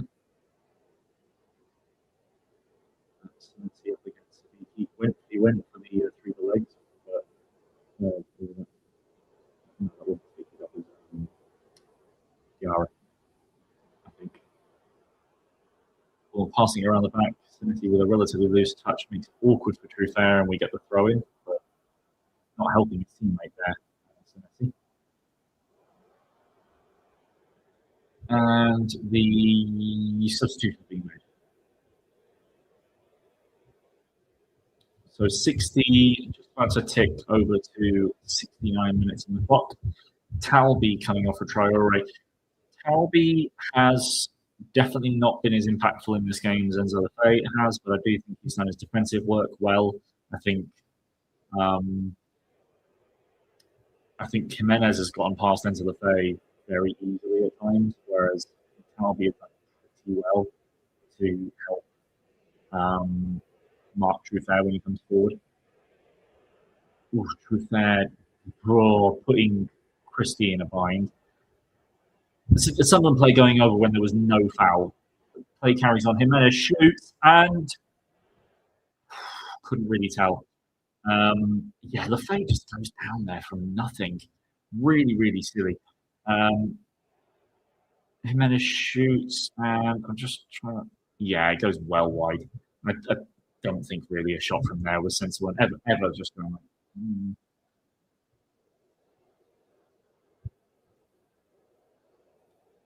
I think I'm really on your way outside dressed and ready to go at all times when um, I was QRF. You'll have to just tell me that on QRF. I had to move within 72 hours. These guys have no excuse not to be dressed. Um, from the stadium, Christine's is still someone you have some real tempo and drive. Yeah, I mean, I've mentioned earlier that the one weakness of having Adams is that he just doesn't pass forward. Really, he just tries to get it to the player that can do something, which is often behind him. It's just much better to have Christie on as part of a forward-thinking team. Jimenez bombing on down the left-hand side. Evan Nilsson leaving it, and Tavernier just scooping it wide with his weaker right foot. Yeah, Jimenez getting something down there, and a little bit of awkwardness with Tavernier and a couple of defenders. It's good pressure from Scott, but that's definitely a foul. Players didn't like that, and then he's laughing it off. Fair enough. I'm going to be very interested to see if Scott makes it into the England squad again. I would hope that he does because he didn't get to play in the last one, and I'd say he improved over the course of the season. The goal and assist numbers don't necessarily show, but he's absolutely improved over the course of the season. Free kick long from Roofs. Headed on by Diarra, cleared by Senesi. Doesn't fall to a Bournemouth player. And Bournemouth have the throw in. That's a bit far forward. Yeah, the referee's going to call him back. They stole a fair number of yards there. Just with referees with more consistently on top of that. That's Senesi. That's Petrovic, who had the time but did not take a first touch. Tavernier misses the ball. Frustratingly, if he kept hold of that, he actually had a nice attacking opportunity. Headed by Traore, I thought the ball was out of play, but True Fair takes it, passes it nicely to Tavernier. Tavernier's got to look up and find the right pass. He looks for Krupi but can't get it to him. Scott continues and shoots, and it flies wide. Nice little attempt, knuckleball on there from Scott, but did not mean that quite correctly. So they're making another change. Within 4 minutes, they're looking to make a second change. What was the point? You have 3 substitute windows. Why make 2 subs within 4 minutes this early in the game? Sunderland Roofs, I think that is, with the yellow card for time wasting. Yes, Robin Roofs has been given a yellow card for time wasting there because they have been taking an age with their goal kicks.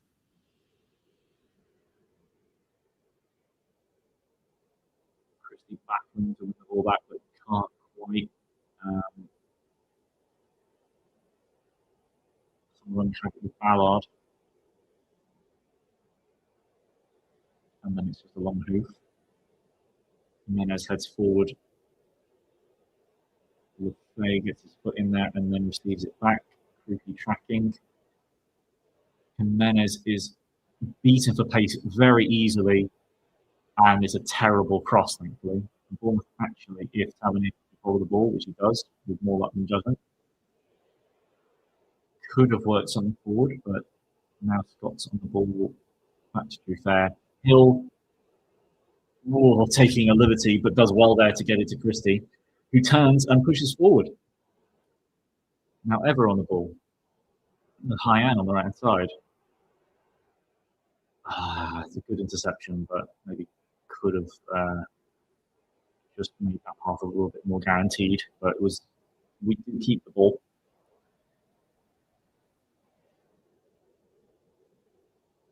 Still Ever sort of more on the right, getting it to Hyan. Jimenez trying a deft pass into Tavernier, but it was nowhere near him. And Krupi wasn't making the run either. But they give it straight back to us, which is very kind of them. Krupi on the ball, that has to go to the left. It does. Trufair in Akers' space. Good first touch. And the cross is not quite. I thought that ball was going out of the ground. Not the best from him. Decent first touch, but it didn't really drop for him.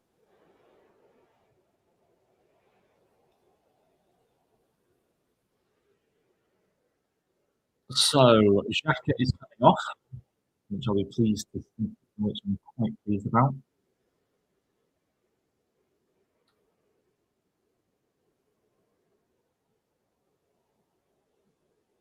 Well, I'm just looking at SofaScore. I'm just looking at SofaScore, and it's quite. I mean, maybe I just didn't look at it properly at half time, but these are some quite poor rating numbers from most Sunderland teams. This is a little bit harsh on Gertruda, but I do agree that Calby has an average game, so he can similar as Yara. Lefay has been impressive. And then for Bournemouth side, also not great, but consistent higher generally. And then obviously you've got the goal scorer over Nielsen. Christie's come on and had an impact. But yeah, SofaScore not rating the Sunderland performance that highly. And I would say this second half, Bournemouth have been a lot better without being exceptional by any means. But they have been better. There's no doubt about that. And they've been the better side. The goal obviously sort of puts an extra rubber stamp on that, but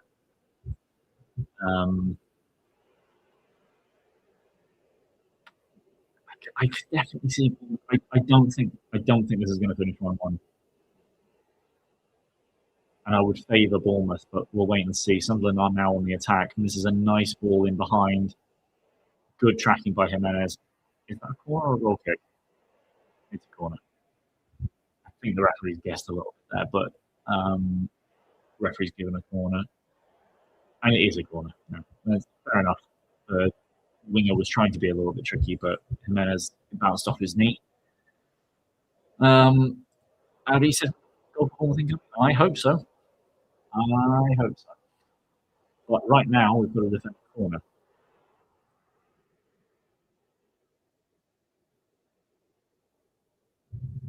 From the right-hand side, a lot of wrestling going on. And, great chance for Ballard. Really good corner, and he's just not quite able to get his head on it in the way that he wants to. And if anything, I think it comes off his shoulder. Yeah, I think that comes off his shoulder. Regardless, it's a goal kick. But it was a good opportunity. Evan Nelson is down. They're just replaying the goal on my screen. But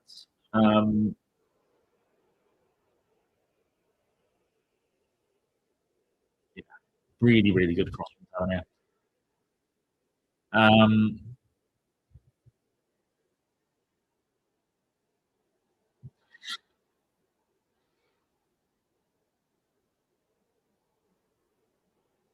Yeah, for me they've just showed three replays of the goal and Irayo and the managers reacting to it, and I have no idea how Evan Nelson was injured. But it is Adley and Unal that are about to come on. Do I think Hyan could play as a 9? He played as a 9 for Vasco. He was a 9. It's like he wasn't a winger. He was a 9. He was a very, very inside winger if he was.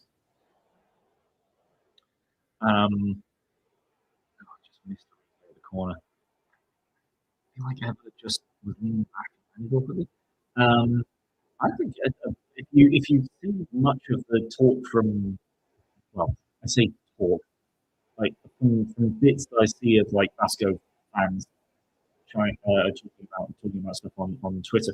Oh, Jimenez being a bit passive there, losing the ball.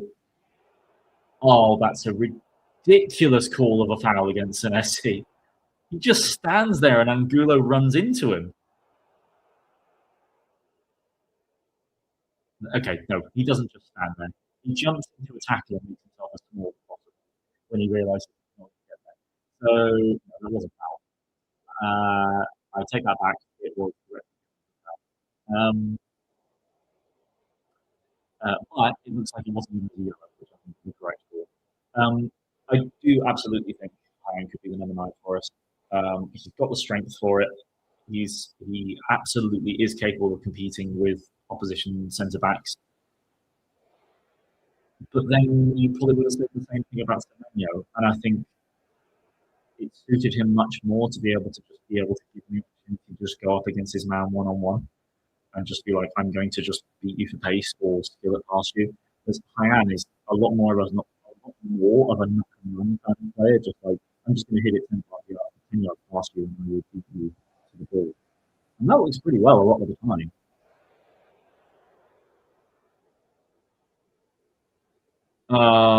Is that a goal? No, it's an offside. It did look like there were two Sunderland players offside there. I think that's a pretty easy call.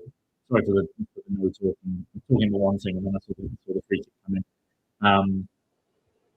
Looked like Bournemouth had defended it well initially, and then it fell to Maeda, whose shot was somewhat scuffed, and Gertruda was very definitely in an offside position, and he's the one that sort of is in the way, even if it wouldn't have necessarily been him that hit the ball into the net. He's absolutely in the line of the keeper, and that's correctly ruled out for offside. Because if Gertruda's not there, then Petrovic knows where the ball's going. But we did get away with it a little bit there. Initial good header, but didn't then deal with the ball falling to another player. Just coming up to 92 minutes. 82. Wait a minute. Where's my clock showing?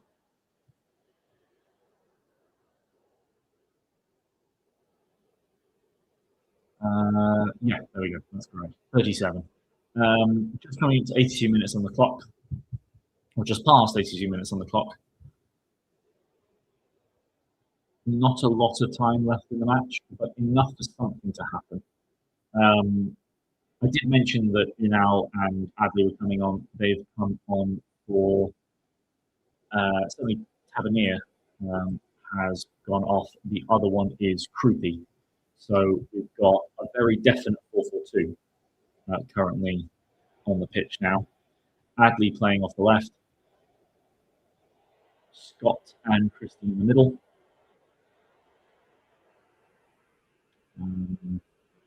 Obviously on the right-hand side. A rather hopeful ball from Semesi to an on-running or to an Adley that was looking to get beyond. Flicks off Gertruda and trundles out of play for a corner. And it is Scott that's going to be taking it off the left-hand side.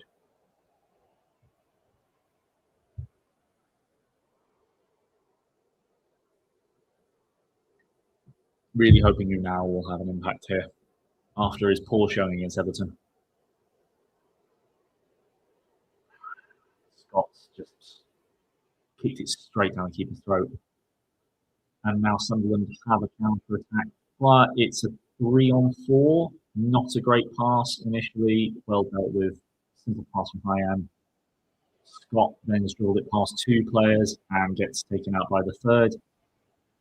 Does really, really well there, Scott, but it's just a shame in that situation. You're just hoping that he'll just play the pass and then the game just carries on and we've got the momentum.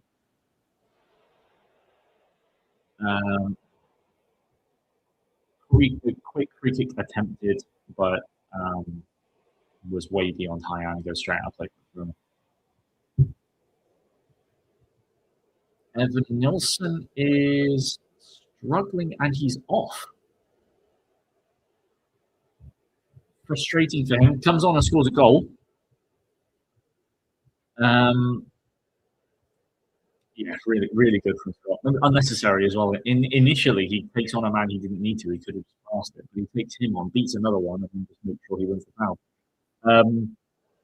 So yeah, that's Evan Nilsson off, and it's Alex Tort on. A little frustrating, but because obviously, that implies an injury he hasn't been able to shake off. So hopefully he'll be back fit for the next game.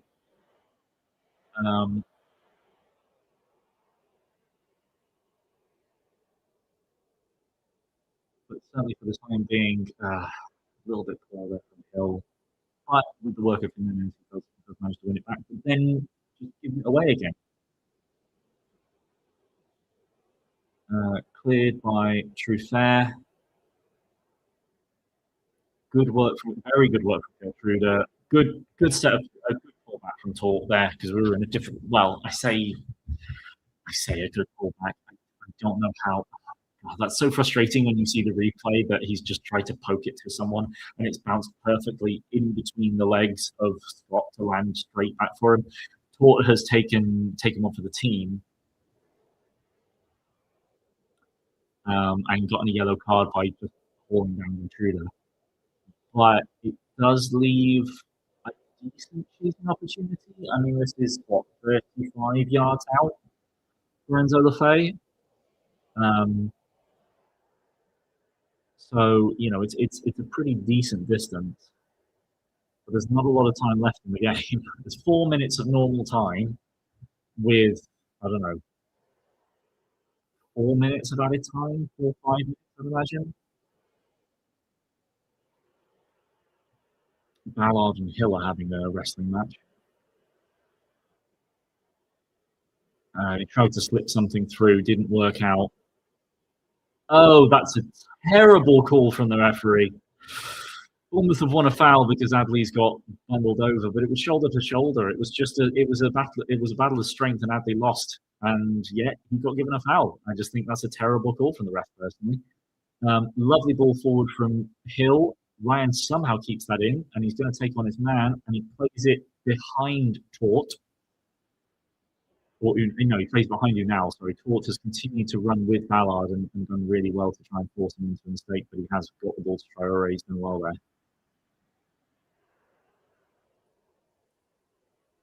Yeah, Hyan has done his best to influence the game. I think he has his product of like getting the ball to a man once he's beaten his fullback hasn't been the best. Great tackle there from James Hill. Now Christie's pushing on.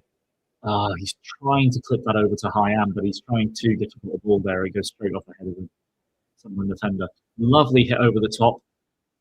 Now it's Tort on the ball in the box to Unal, who takes the touch, takes a second, tries a good shot, doesn't quite come off. He should have laid that off to someone who could have taken another shot. He just lays that off to Hyan, and it's almost certainly a goal. Oh, Scott loses out in the battle of strength there, and that was a bit silly. But then the guy just falls over. Enzo Lefebvre is again claiming just every single time he goes down, it must be a foul. Jimenez pushes forward, big cross in, nobody there. It's too far for Unal, but Adley's not on the left side. Sunderland fans are obviously livid, but Enzo Lefebvre needs to just, yeah. I mean, what on earth are you claiming there? It's just ridiculous. Yeah, Unal, I see what he's trying to do, especially as a defender already on the line, but if he just passes that to Hyan, who's waiting for it, the guy can smash that in the top corner. He just got a little bit greedy. I feel a little bit sorry for Unal because I think there's something about there's sort of like he's not as good as this guy. Don't get me wrong, but he's got a little bit about the Berbatov about it because he's got that technical ability, but he's quite big. He's quite tall. He's not as tall as like big strikers, but he's got it about him physically to be good enough as our regular striker, without a doubt. But I would just in a situation like that, I think he's so desperate to have an impact of a goal that he doesn't play the easy pass to set up one. I don't think that's the first time he's done that either. That's well done by the Sunderland midfielders to take the ball off Jimenez. Great tackle from Christie, and then Lefay has and Christie's got a yellow card for it.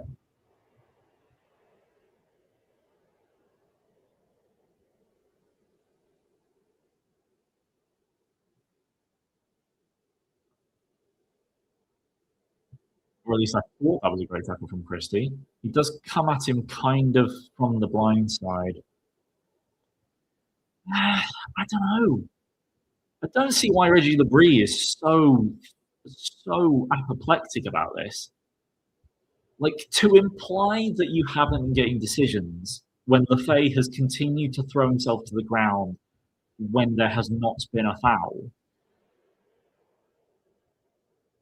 is just ridiculous. I think that's Bournemouth's fitness coach that's got himself a yellow card again. And someone on the Sunderland bench, I think, got a card. It might have been Labrie. Iriola was casually talking to the fourth official, so I hope he wasn't the one with the yellow. 8 minutes of added time. That was me saying 5. There has been a bit of. There were a few stoppages for players going down. To go back, the tackle from Ryan Christie was not far away from being a really, really good tackle, but he kind of comes in through the back of him, sort of in between his legs. A very looped free kick, which was not very good. Oh, come on, Petrovic. Dude, there's 2 defenders just leaving you a clear line of sight, leaving you a clear line to come and get the ball, and he hesitates for as long as possible to make it as difficult. Oh, wonderful skill from Alex Scott. Wonderful skill.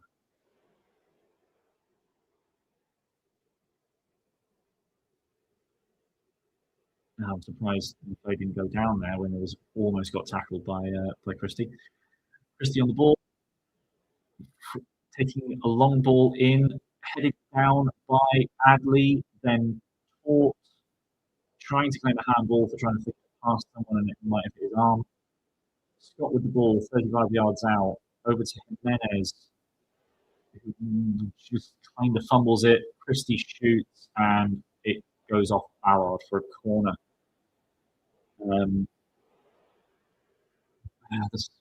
I really wouldn't want this to be given. No, it's not a penalty. I wouldn't want that to be given as a penalty. It's not a penalty.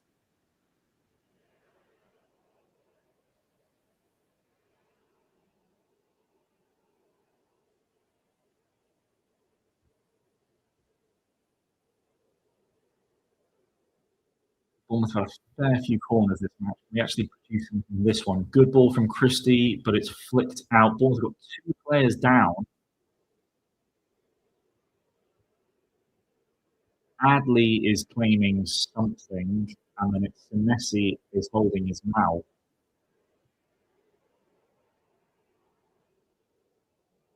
Yeah, Roofs has his elbow. Oh, he does clock Senesi there rather unnecessarily. Do I think they'll give a penalty for that?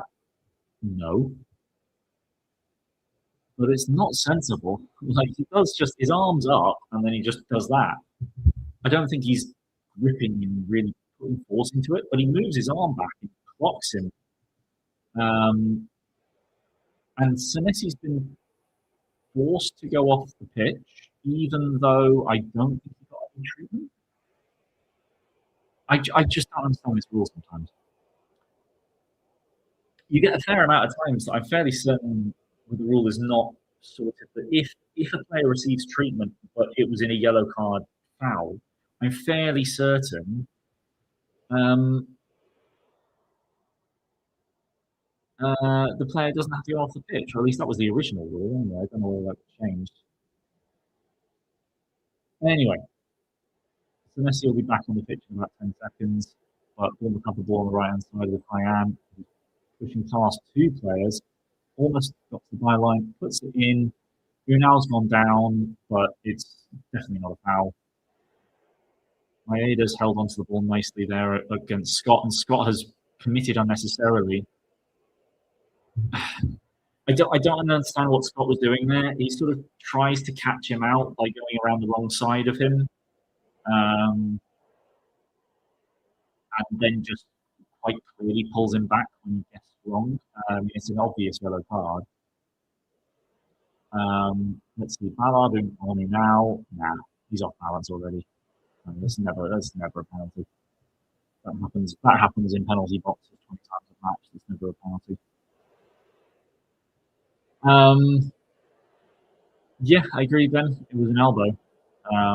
But I just don't think you're going to get that overturned by VAR unless it's like really obvious that there's like a wind up to it and it's done with intention. It was an accident. As far as I'm concerned, it was an accident. It was stupid by Roos, but I do think it was an accident. Yeah, it wasn't. I guarantee you from a different angle, Unal's got his right hand all over our shirt. It's just one of those situations. Someone pushed forward, long ball in, initially well dealt with, and hit further out of play by Trufair. Adley has somehow managed to win a free kick. 2 minutes to go. The Irish saying the ball should have been taken from further back. I think I agree, but regardless, we didn't take forward with it. Petrovic whacks it long. Who now loses to Alderweireld and then does win out against him. Battling against Siddiqui, does really well, but doesn't quite play the right pass, and it falls to Ballard, who smashes it clear. Alderweireld is. Am I saying that?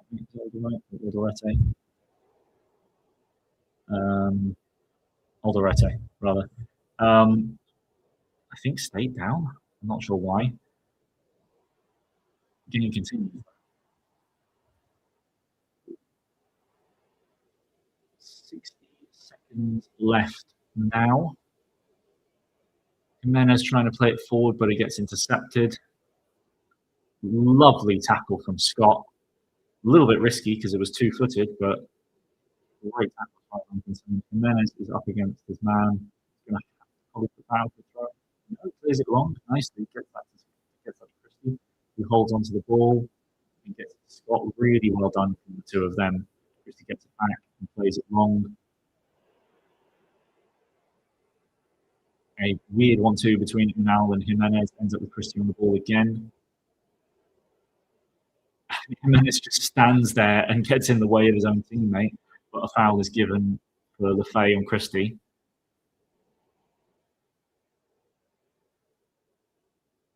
Camera's weirdly looking at Tavernier, like, get off him and look at the game. The game's going on. The game won't have stopped much. Why are you still looking at that? Why are we not taking that free kick?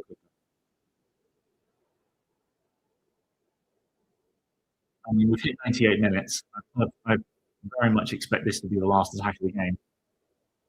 It's going to be a long ball forward into the box. And probably nothing happening of it. There was me saying earlier that I didn't expect this to finish 1-1 because I could see either team winning it, but big ball into the box falls to Senesi, who's trying to lay it off to someone, but it doesn't quite fall in any way, and it bounces out to a Sunderland winger. Who Hill does really well at Hyan, does well to take the ball off. The game's still on. Tort's going forward, puts a ball into the box, falls to Hyan, who just completely miskicks it. But we did get a corner if the game continues. I think, is the ref called full time? Sorry, no volume, so I have no idea whether the ref called full time.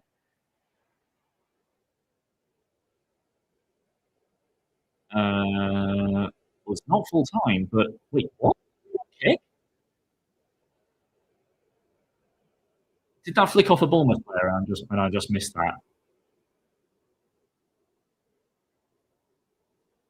How is full time whistle not wrong yet?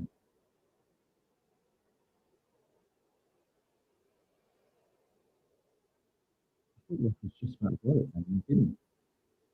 But no, the game continues. We're in with almost at 100 in the 100th minute.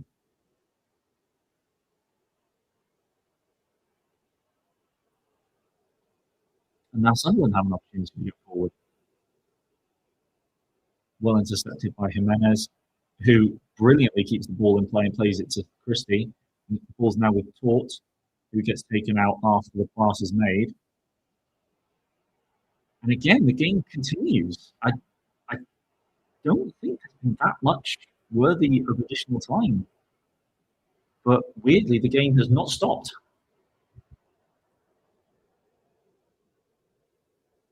We're into the 101st minute.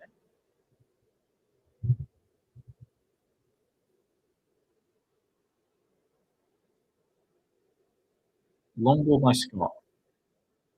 Adley competing. Ball stays in. Hyan with the ball, crosses in. Decent ball, but headed out well. Scott now with it. Pushing forward, still going. Looking for a 1-2. Isn't played well. Now Jimenez on the ball. I think the refs forgot to pack his watch. Hyan shoots from miles out. And then it flicks off a Sunderland player for a corner. He hits it well. And that bounces. That could have gone anywhere. Jimenez falls on the ground with his head in his hands. Surely this is the last attack. Hyan with the corner this time. Good ball. And the ref stopped it. For what? Pushing, pulling? Oh, Roofs has just fallen to the floor under. Roofs has just pushed away towards Senesi and then just collapsed.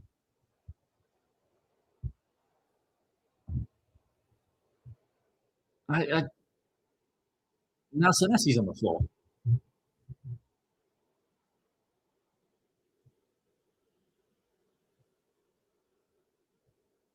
Those two are doing a good job of putting off the keeper. And that's almost gone straight in from Hyan, but punched out. And then Chrissy's on the ball, tries to shoot. You now try something there, but he falls over. It was a difficult position. Surely the match is over at this point. Yes, final whistle gone.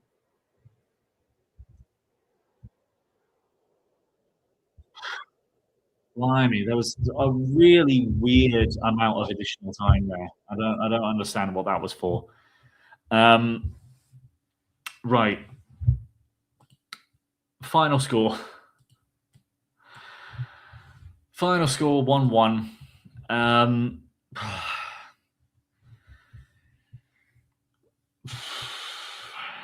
I mean, it wasn't the best game. I really don't think it was brilliant. As a spectacle, there were moments of intrigue, and there was moments where, like, you know, things got a bit heated, and there was certainly some confrontation. But I think in terms of was the draw a fair result? Yeah, I think so. I don't think Bournemouth did enough to win that game, really. I think, though, unfortunately, we had Krupin didn't have his best game. Tavernier, apart from the assist, really did pretty much nothing. Brooks was poor. Unal didn't really get many opportunities to do anything when he came on. Evan Nilsson had an impact, obviously, with the goal, but then didn't really get in the game much apart from that. Did in moments, but yeah, our attack was kind of disappointing. For the most part, there was not a lot of fluidity. Hyan had his moments, but wasn't given really consistent opportunities to push forward and really attack his fullback. He attacked Hume 3 times in the first half and had him on toast in every single time, but then didn't Well, actually, 3 times. It was 3 times, and then there was 2 like really late on in sort of stoppage time in the first half. We didn't really get the opportunities that you need. That really we should be doing our best to get him. Hyan is a really good replacement for Semenyo, but he's not as developed as Semenyo was. And Semenyo absolutely had his games where he disappeared in. When he got the ball, he often played backwards, but when he faced up his attacker, he'd get into a position where he would then do something once he'd got past his man. And Hyan never really then, once he'd beaten his marker, didn't then find a teammate. And that was the bit where it was sort of let down in that moment. Ben pointing out best spell was obviously with Ava on and also with Christie on the pitch.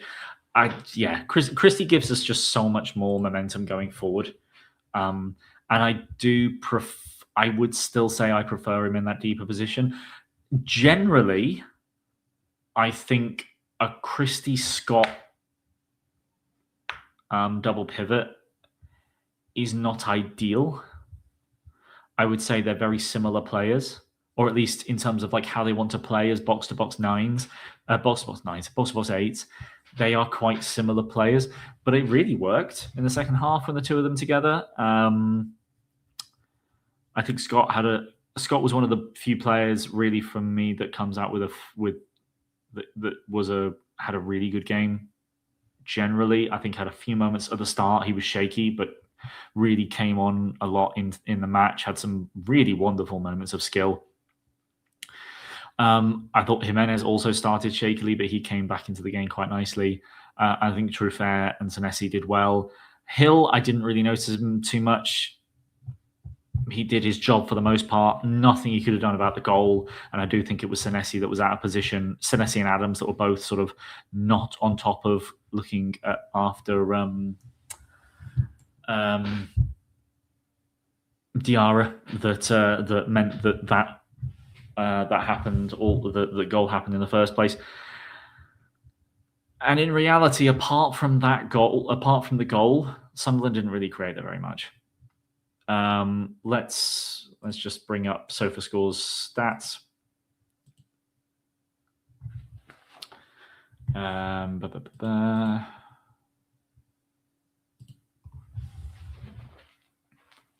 Oh, not in that view. So if you look at the XG, 1.50 to 1.42. So in that essence, it was relatively even. Big chances, 2-1 in Bournemouth's favour. 21 shots compared to 8. And when you look at the fact that Sunderland's goal comes from a chance of 0.9, that means their other 7 shots produced a total of 0.52 XG, which is not a lot. You want your average shot in a typical game over a season. Your XG per shot is in the region of 0.11 to 0.13 typically. So the fact that theirs would have been 0.08, between around about 0.08 means they didn't really create fantastic opportunities. In the same vein, 1.5 expected goals over 21 shots is also not great. In fact, if anything, I think our XG per shot is worse because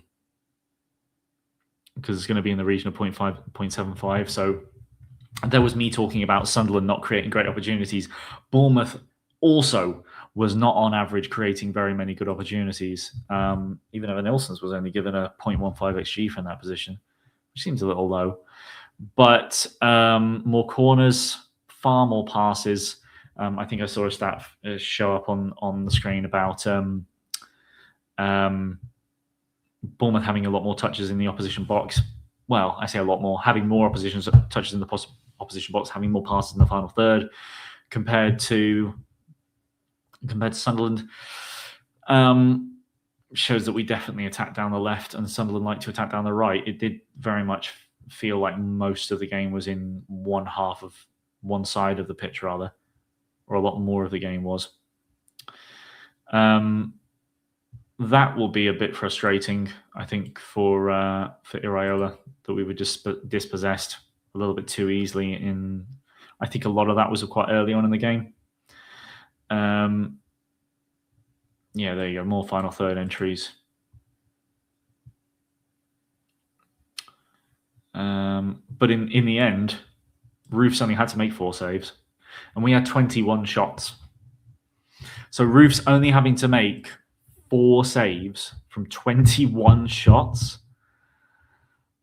Yeah, that's frustrating.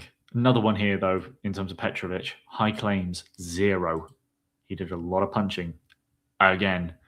And as much as I would say that he didn't make... It's difficult to pin the blame entirely on him for the goal, and it didn't come from him punching over catching. I certainly would like to see him catch more than he currently does. Interesting. Player of the match given to Alderete. I do think that's just because of how dominant Bournemouth were on the ball in the second half. Right, let's just have a look at the table then. Let's reload this and see what that's done to our standing. So that means we stay 2 points above Sunderland. It means we get a point back on Brentford, which is good. Oh, sorry. I am sharing the wrong screen.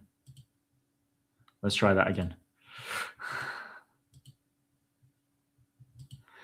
Let's try a window this time.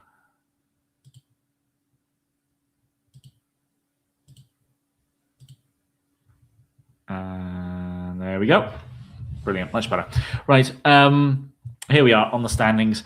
So Bournemouth stay in 8th position, and we remain the king of draws this season. 12 draws out of 28. That's going to be something we look back on and go, that's should be lower in terms of really being able to make, being able to push towards getting more wins. There's a fair few over the season that I think all of you can probably think of and go, how did we draw that? We should have won it. There have been a couple where it's been the other way around. If you think about the Liverpool game as one example straight away, I can think of, we managed to pull a win out of that one from right at the end.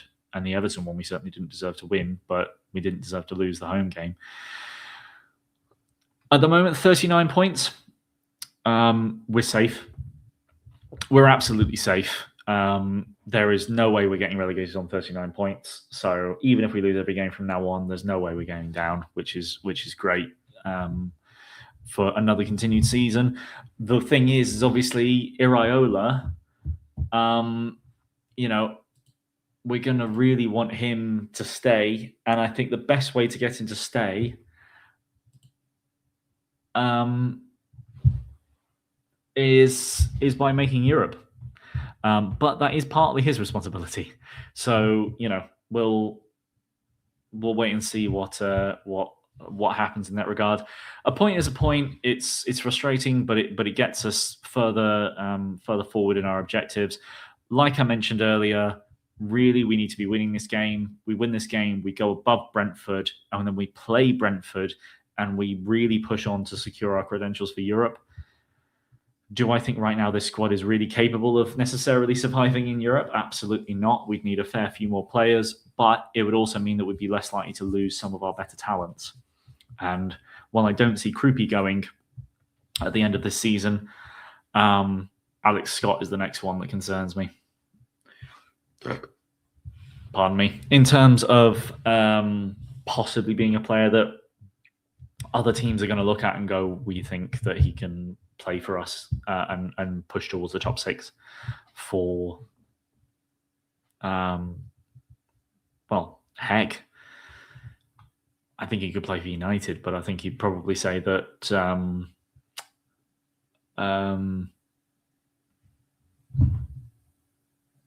Mainu is the player that sort of fits in his role anyway. But I think a bunch of these top teams would happily take Alex Scott.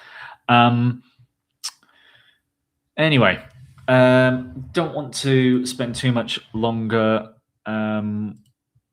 going over too many other stats because I think the reality is we all know that wasn't the greatest game. We did enough to draw. We didn't do enough to win, and we'll have to just take that into next week. The big concerns are hopefully Evan Nilsson isn't injured, because I think it's very clear that we need him to be leading the line over Krupi. If Evan Nilsson's injured, then I would have Krupi as my number 9. But when he's not, it's just so much more important to have that player that's going to keep hold of the ball and help us keep hold of it, and as a launching point for attacks when we play long balls, because Krupi's not going to win those battles. And I think that might be a little bit of an issue for Krupi going forward, is that where does he play? Because right now he doesn't fit in this team as a number 9. He fits well as a 10 in this team, but I could see him in, say, let's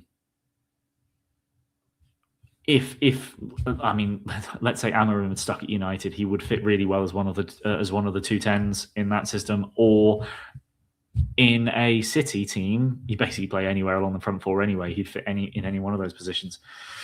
But like I said, I don't see Krupi going at the end of the season. Anyway, player of the match for me, probably Alex Scott, I think, was probably my favourite player on the pitch today. Although, shout out to Ryan Christie, I thought he had a really good impact when he came on. And not too many others really were able to show their best at this match, I don't think. I think Truefair had a good game. I think Jimenez had a good game. And I can say that Hill and Senesi had decent games, but I think player of the match for me was probably Scott in terms of from the Bournemouth side of things. Not going to go over the refereeing decisions because I think he screwed over both teams in relatively equal amounts. But Sunderland will feel very hard done by. They didn't get a penalty right at the start of the first half from Jimenez's barge into Enzo Lefebvre. So be interesting to see what the talk of the town is about that on Match of the Day and the like. But yeah, I think we'll leave that there. And I say thank you very much to all of you that were joining.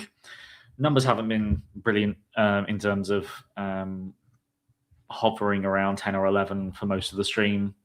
That's fine. It's the first one back for me.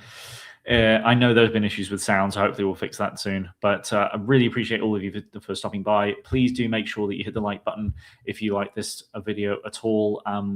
We will look at doing some more this season. It might not be too many more, but certainly, hopefully next season, I would like to be doing more watch-alongs. But if you want to keep across Bournemouth and Bournemouth news, then I would be sticking around and subscribing to Cherries Red Army. We try and get videos out where we can for second opinions and thoughts on both matches gone by and previews for upcoming ones. We will be letting people know on. We will certainly be keeping social media updated as well on Twitter about whether we'll be doing a stream this midweek. But yeah, regardless, not the greatest game. Kirk chiming in, he'll be doing a match day vlog, so keep around for that. Kirk will be putting up a match day vlog. That'll be at some point out this, probably out this weekend. May well be out Monday, but Kirk will be on top of that. And don't worry, you'll get your vibes from the stadium through Kirk's match day blog. Big thank you, John, for sticking around, and thanks for being a consistent contributor in the comments, Ben. Yeah, hope you have a good afternoon. Hope all of you have a good weekend. Final score 1-1, not perfect, not exactly what we would have hoped for, but we're still in 8th for now. We'll see how the rest of the competition does this weekend. But fingers crossed, the push for Europe is still on. But we certainly need to do better against Brentford. Regardless, have a lovely weekend, and I will catch you all on the next stream. Up the Cherries.